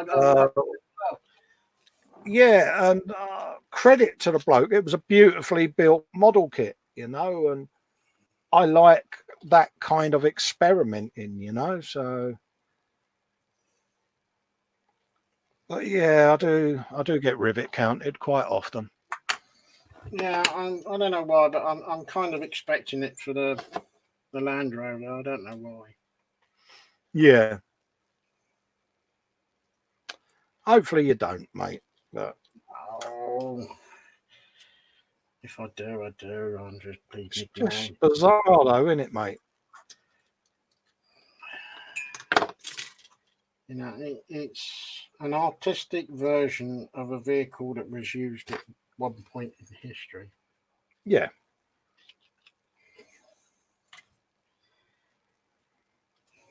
That's the thing, isn't it, at the end of the day? Oh, hello, we're being serenaded. We've been serenaded, are we? We are. There is someone out the back blowing a lot of hot air. Oh, you've got the sing-along going on again, have you? Well, we got I'm not sure if it's a clarinet. No, it's not clarinet. It's a saxophone. Oh, right, yeah. Yeah, you've got someone musical nearby, haven't you, that is putting on, I would say, little shows for you guys around there, aren't Well, they? the They're other just... day, what was it? We had this one on the saxophone. We had a trombone and we had a trumpet, and it's all right. Yeah, it's different, isn't it? It's people trying to keep each other entertained, mate, which is nice. Makes change. And having said all of that, it's now gone quiet. Yeah, they're like, quick, he's heard us. Put it away.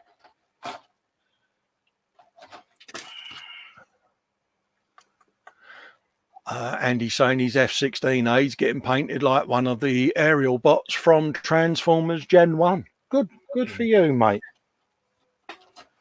You know, I like I've said before many a time, you know, real world machines or sci-fi machines in the real world.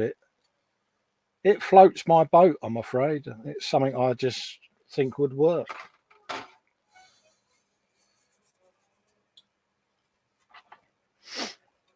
Oh, we're going for it now. It's like anything though, Dave, isn't it? You've paid your money, you've bought your model, you're displaying it in your home.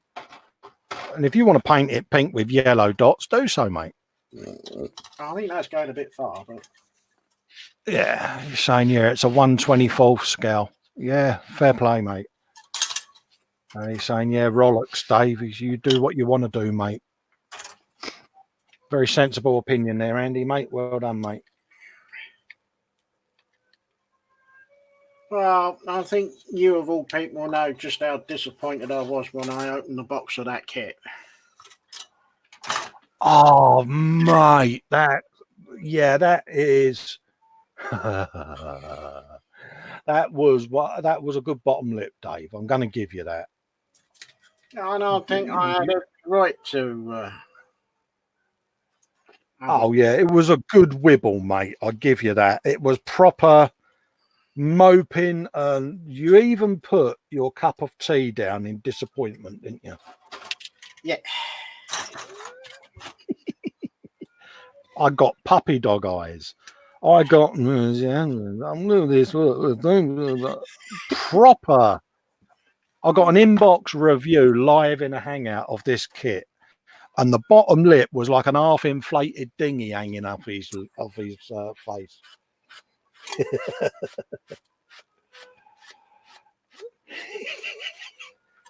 That was the Italieri, wasn't it? Yeah. Yeah. Yeah, but having said that, the one redeeming fact of the whole kit is it does lend itself to be Modified. Yeah. Because this is it. You can do the stuff on that kit that you probably wouldn't do on the Revell, because the Revell is made a little bit more detailed. Yeah. Refined, detailed. Well, you get engine detail in the Revell kit that you don't get in the Italieri kit. You don't get transparent body shell. Yeah. Mind you, to be fair, I did actually get a body shell in the box first time of asking. Yeah.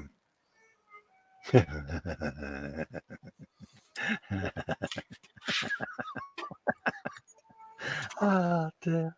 You know, shouldn't laugh. only I can do a full-blown inbox review of a brand new kit, and I'm going through it, and then I get to the instructions, and yeah, I'm going to do this on the body shell. I'm going to take the back door out. I'm going to take the driver's door out. I'm going to do the extended roof rack for all the stuff because it's going to be a safari one, and I haven't even twigged that I haven't done a body shell review.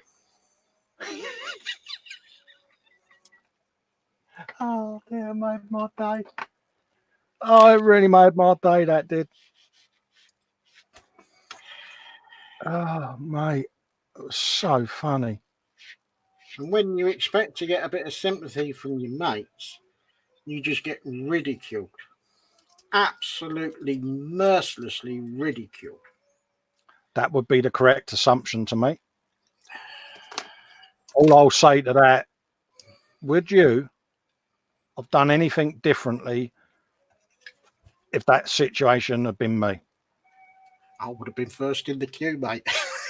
Absolutely. There you go. But it was hilarious. Can only happen to you, mate. It was a nice review, though. I've watched it. I sat there and watched it. I didn't notice. It's like, well, I am up to section 9, Dave, already. Yeah, I'm gonna say I'm done for the day on that kit because, yeah, I'm gonna end up finishing it, and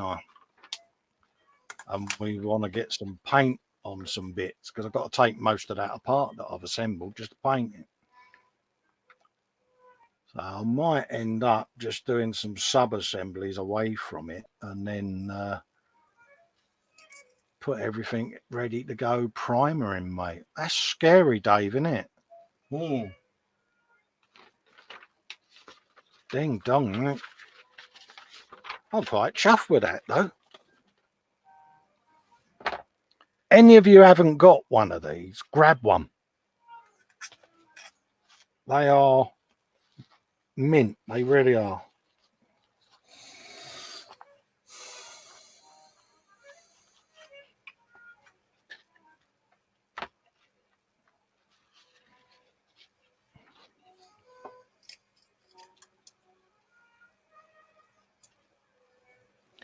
What's that on about? Lewis had this chat with me about doing models, how you want, as I'm thinking of doing a couple of bits different. On my lifeboat was worried about the rivet counters. Nat, at the end of the day, the kit is yours. Build the kit how you choose to. And don't worry about rivet counters. It happens to us all. You know, I've been rivet counted so many times to the point I read them out to Dave now and go, here, have you ever seen this one yet? You know, I just look at it this way. Are you happy with the kit? Do you like the kit? Does it look nice on your shelf? Is it in their home or yours? Did they buy it or did you? All of them questions. And don't worry about it, mate. You know, I mean, I've got certain cars and I'm going to use different paints on them. And then people will go, oh, they never had that paint on that car. Well, who's to say? I mean, my car that I bought has been resprayed a completely different colour to what it was made in. So, yeah, you know, it happens in real life. So do what you like. It's your lifeboat, darling. The end of the day, it's in service. It could be an in-service repair that's been done. You don't need to explain it. Job done. Well, I've got the bottom half of a body. I've got the bit with the dudes in it. And I've got a pair of the old Betty Grabels there, the old sexy legs, Dave. And I'm going to have a braver, to be honest with you. Yeah, I think I am as well. I'm gonna I've got a bit pop of off of my bench cam and go back onto my ordinary one so that I can talk to the viewers. Let me do me camera stuff and I'll join you. Yeah, there we go. Camera.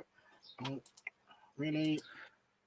Yeah, I've took my hat off because it's boiling hot in here because I've got a big Oh, there we go. a big filming light on the go there, so I'll just move that out of the way. There we go. Look, it's me. I'm here. Yeah, but no, I mean we've been on 3.5 hours, Dave. Hey? Oh, hang Yeah. on. Let me put my other glasses on and I might stand a chance Yeah, to see it's coming up like past 4, mate. Good grief. Yeah. No. I know, it's whiz by, isn't it? Oh, Reese keeps saying hello.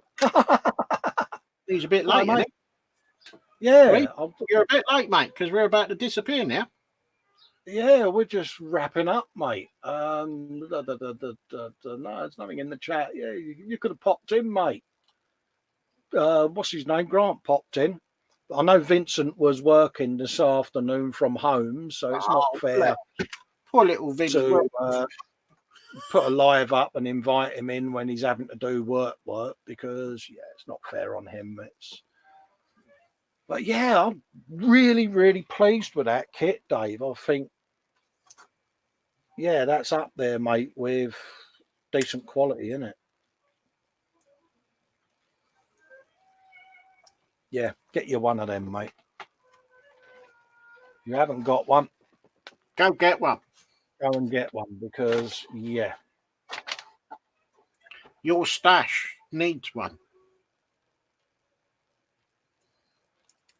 Reese said hello because I popped back face to cam. I had a few things I had to do. Yeah, no, that's all right, mate. Andy McLeish is saying, thanks for a fun stream. You were here on Sunday. Yeah, I mean, originally with Easter, we was going to have the weekend off because Dave was going to go up and see his dear old mum.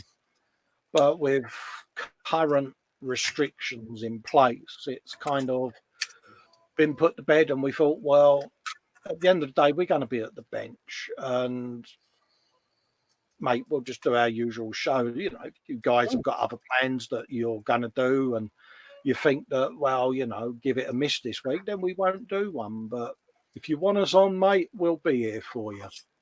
Oh, yeah. Andy's saying, cool, I can have you on the telly.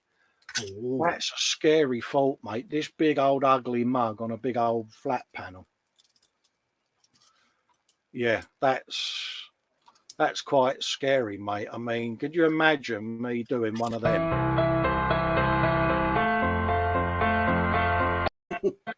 One of them folk handles for folks.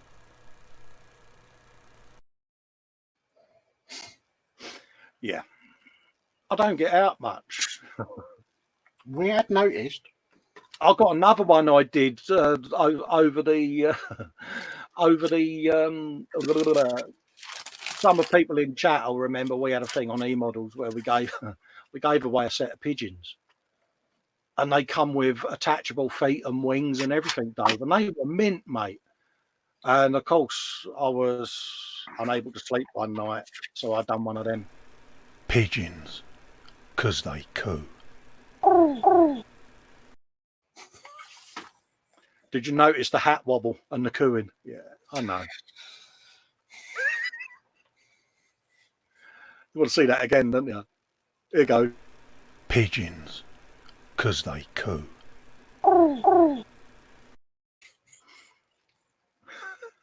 And the irony of that coo is Chris, bless his heart, was trying to explain to the viewers what these pigeons were. And all you could hear in the background was Fox doing these bloody cooing pigeon noises. So I, luckily for me, managed to get a grab of it. I filmed that and just got the hat wobble timed with Fox doing his cooing. And I don't get out much. Yeah, but was he cooing with that rotten old baseball cap on? No, he still had his fedora on at the time. Ah. Graham saying he buckled up. I'm a nutter. Mate, I know it's just one of them. I don't get out a lot. And a lot of people are liking it. You want to see it again, don't you? Yeah. Okay, I'll put it on again. Reese is creating up at it. There you go. Pigeons, 'cause they coo.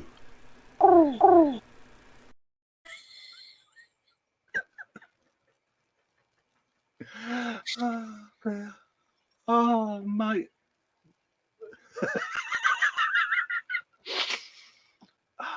My missus will go, how old are you? And I'll just go, 12 and a half, love. I'm never going to grow up because I'm not as important as you.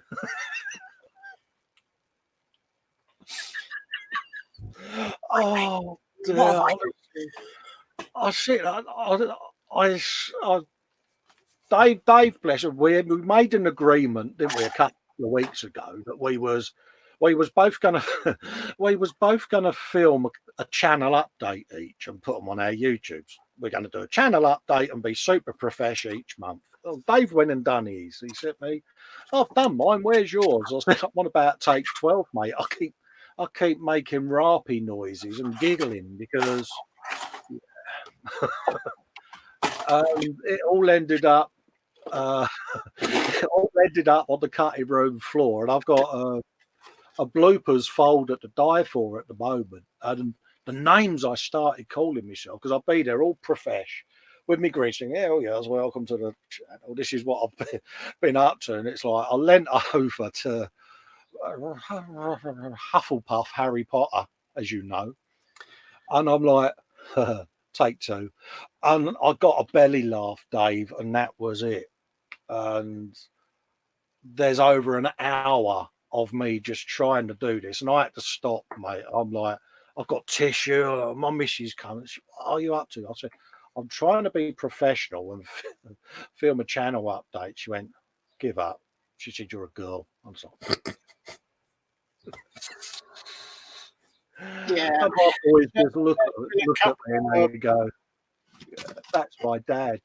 Yeah, I've there's got a friends. couple of, ones that I've done for the channel where I've done face to cam, say, look, this is my channel, and you start off and you think, like, yeah, I'm going to crack this, I'm going to do it, and you sit in your chair and you think, I don't know, I look like a Burke, and you start sniggering, and then you start laughing, and then you try and sit there and do the take again, and you sort of look at yourself and you just start sniggering, and then you start laughing, and then you start crying, and then you just think, mate, honestly, I had a little bout of wind, and I was trying to do this intro, and I got to the point I was goofing around that much that I realised I had the ability to tie my hat wobble to my pop. And I kept myself occupied for about 15 minutes. I'm sitting there like... on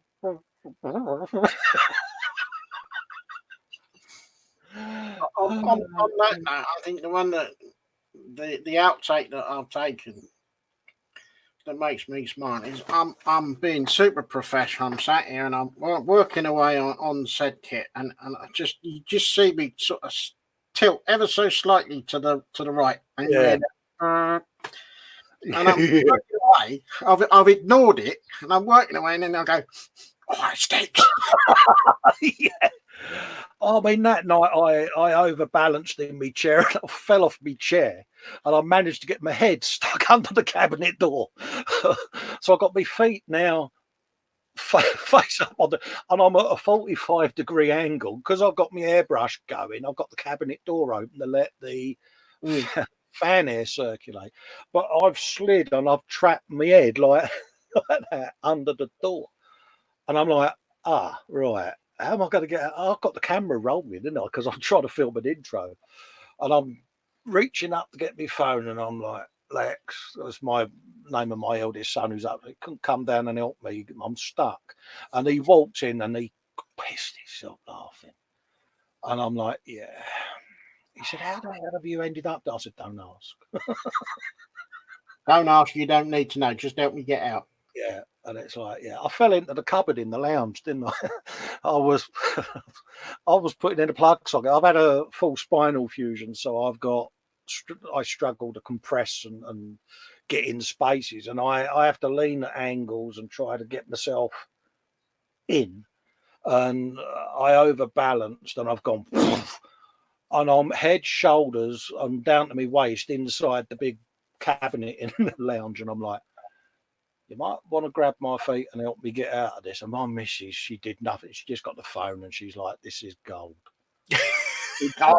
That's just cruel, that is. Both me boys got it. Me sister got it. Me mum got it. Oh, yeah. I'm like, okay. I think in the time before the mobile phone with a recording device built into it, I used to go to Reading Speedway every Monday. Yeah. And used to lean, but right at the top where you stand on the terrace and right at the back of the building. Yeah. And I got a new pair of shoes on, and I put a brand new pair of Blakey's in the back. Oh, yeah, Blakey's.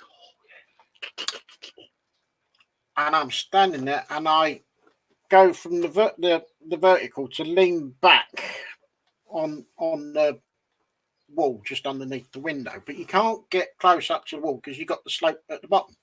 Yeah. And of course, my feet lose grip.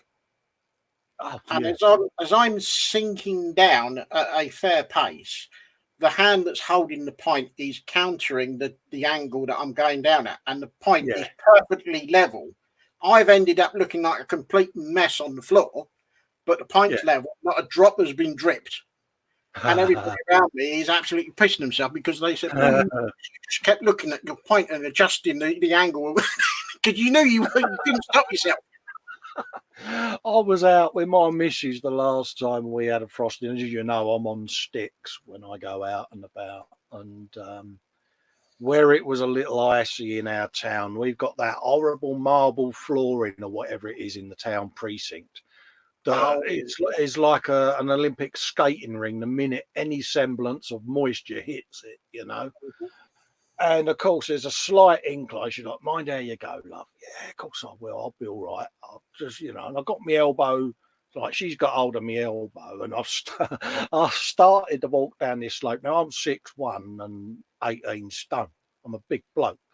My missus is 5 foot and about 7 stone. So there's a difference, see. So I've started to stack it, you know. I'm going down like the proverbial sack of grit, should we say. Now, anyone would go, well, yeah, the missus was there. No, she done the thing that most women would do. She just let go, mate, and let me take the hit. And I'm like, oh, cheers for your support there, love. She went, oh, no. She said, the minute you was losing it and stacking it, she said, you're on your own, mate. She said, you may be a cripple and I'll help you about. She said, but if my arse was going to hit that ground, she said, you're on your own, mate. Only one of us going down and it ain't me. I'm laying there and I'm like, your support is duly noted. I had a brilliant one where I'd done. They're all going to laugh at me and think I'm a bit of an idiot. I don't know why, but I did it, and it's one my workmates used to mock me for mercilessly. I worked for, as you know, HMSO at the time, which was Her Majesty's stationery office. And as a manager, we all got sent on this super duper high end health and safety and first aid course, you know. And oh dear.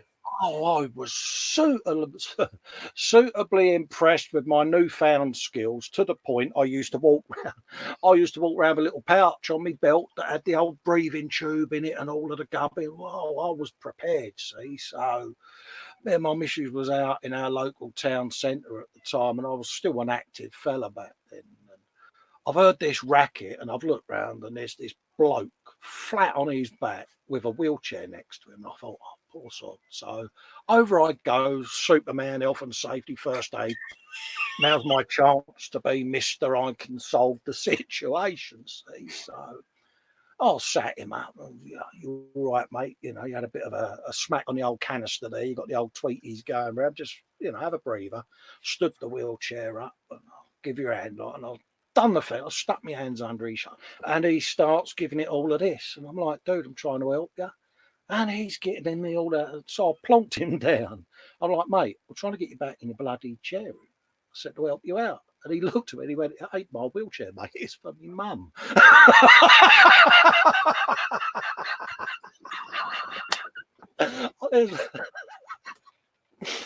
And he's probably stood up and he's looked at me and he went, how do you feel, mate? I just wheeled it off. And there's this little old lady sat and went, oi.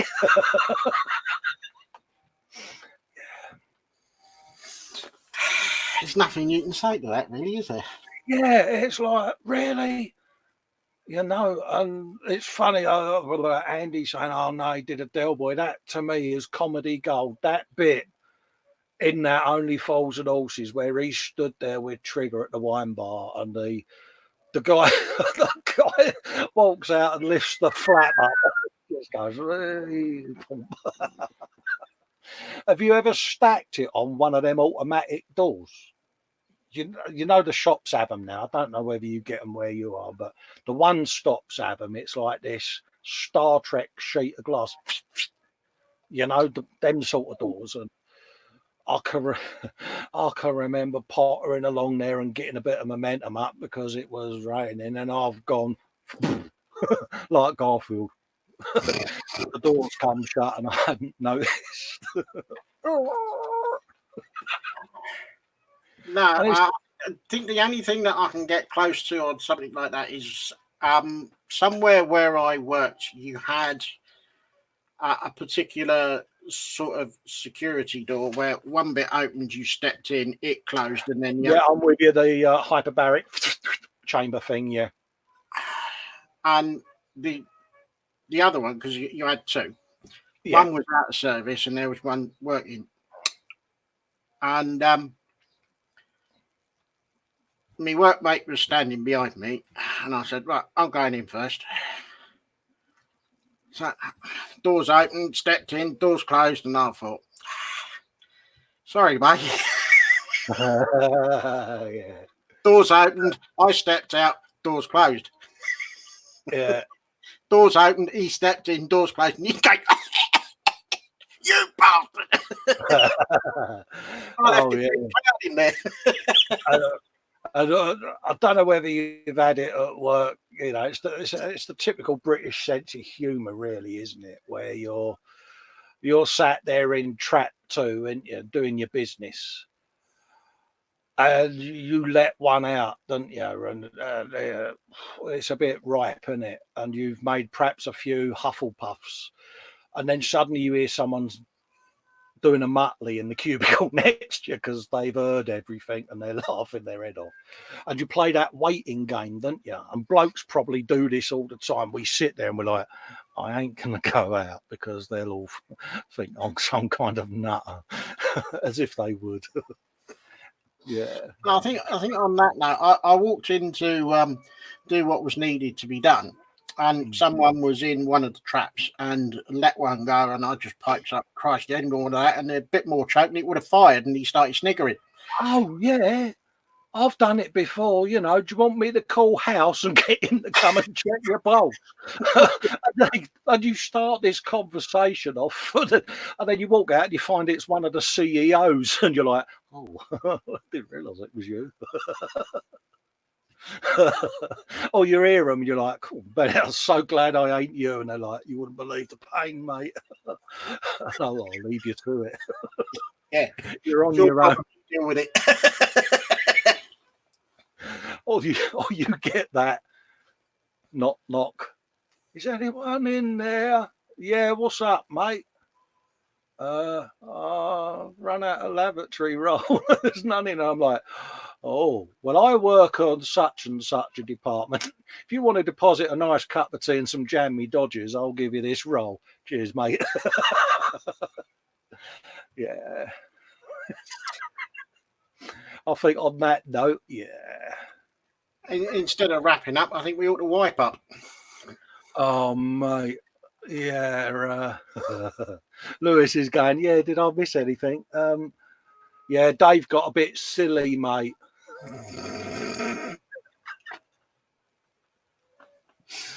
I think on that note, we should start wrapping up and give it the old time to go. Pigeons, 'cause they coo.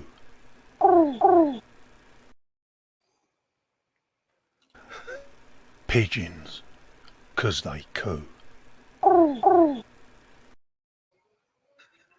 Yeah, we've not been up to anything. I think on that note, we should go, Dave, don't you? See what I have to put up with? Yeah. Absolutely, mate. Yeah. Well, we've had 3 hours and 40 minutes of your company, and honestly, I can't thank you all enough No, thank you very much for for joining us. giving up I time and hope, keeping us both company. yeah, I hope you've had as much of a laugh out of this as the two of us have had, because, yeah, it's been a... We'll try and do another one of these next week because Dave's on holiday at the moment, and this is why we've been able to do this, because normally Dave would be at work. I'm retired now, and so I've got the luxury of being at the bench. But if you want us to do another one of these, just to bring a bit of sanity and calm to your lives, then we'll do another one next week if you want. It's not a problem, but we'll still be on for our usual Yeah, Sunday still show. do Sunday. Yeah, So still look do out. Sunday. In the meantime, thank you all so much. Remember your galleries. Put your work up in our albums on the Festa 67's group Yeah, you've got page. plenty of time. Don't forget, you're not working on Friday, so you've got time to do some model making on Friday and get some pickies posted up on Saturday, ready for Sunday.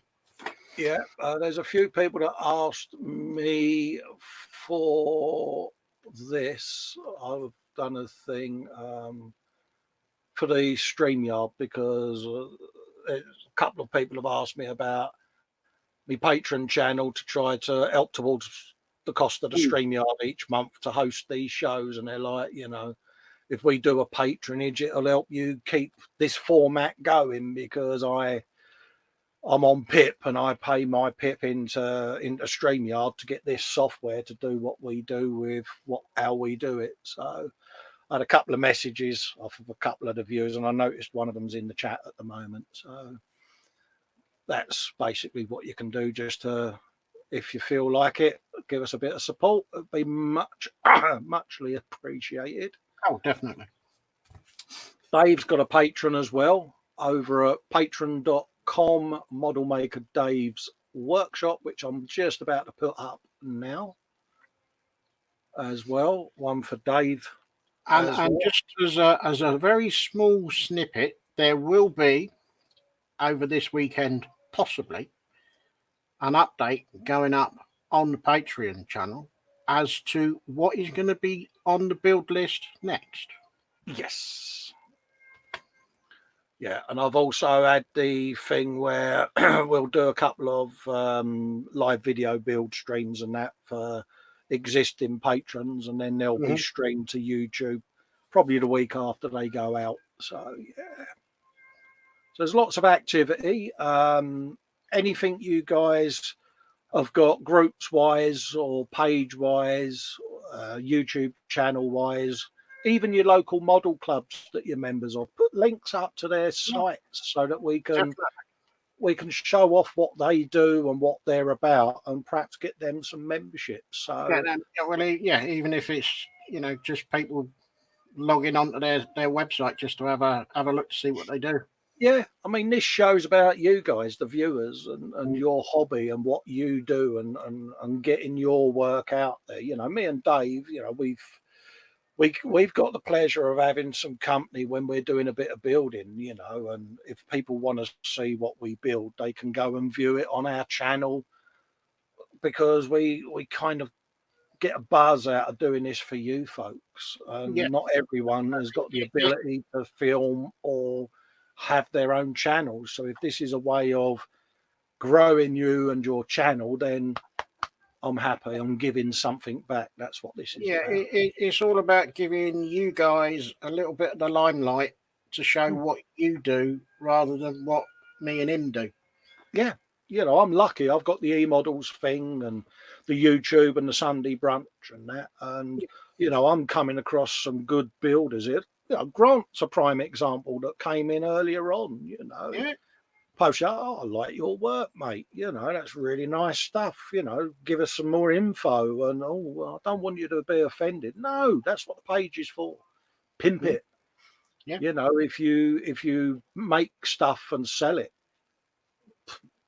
put an advert up. I don't mind. Channel my Festa workshop page and group are for you guys to promote yourselves. Simple as that. We're just there as admins. We just make sure everyone's playing nice and sharing the ball and the jammy dodgers, mate. But you guys interact with each other. Making sure everybody gets equal limelight. Absolutely, mate. So that's pretty much us done, mate, isn't it, for the day, I think? I think so. I'm going to say goodbye from me, Colin, at Festa 67's workshop. Feel free to subscribe to the channel. And I'm going to say ta-ra from me at Model Maker Dave's workshop. Please subscribe. And we will see you Sunday. Bye-bye for now. Ta-ra.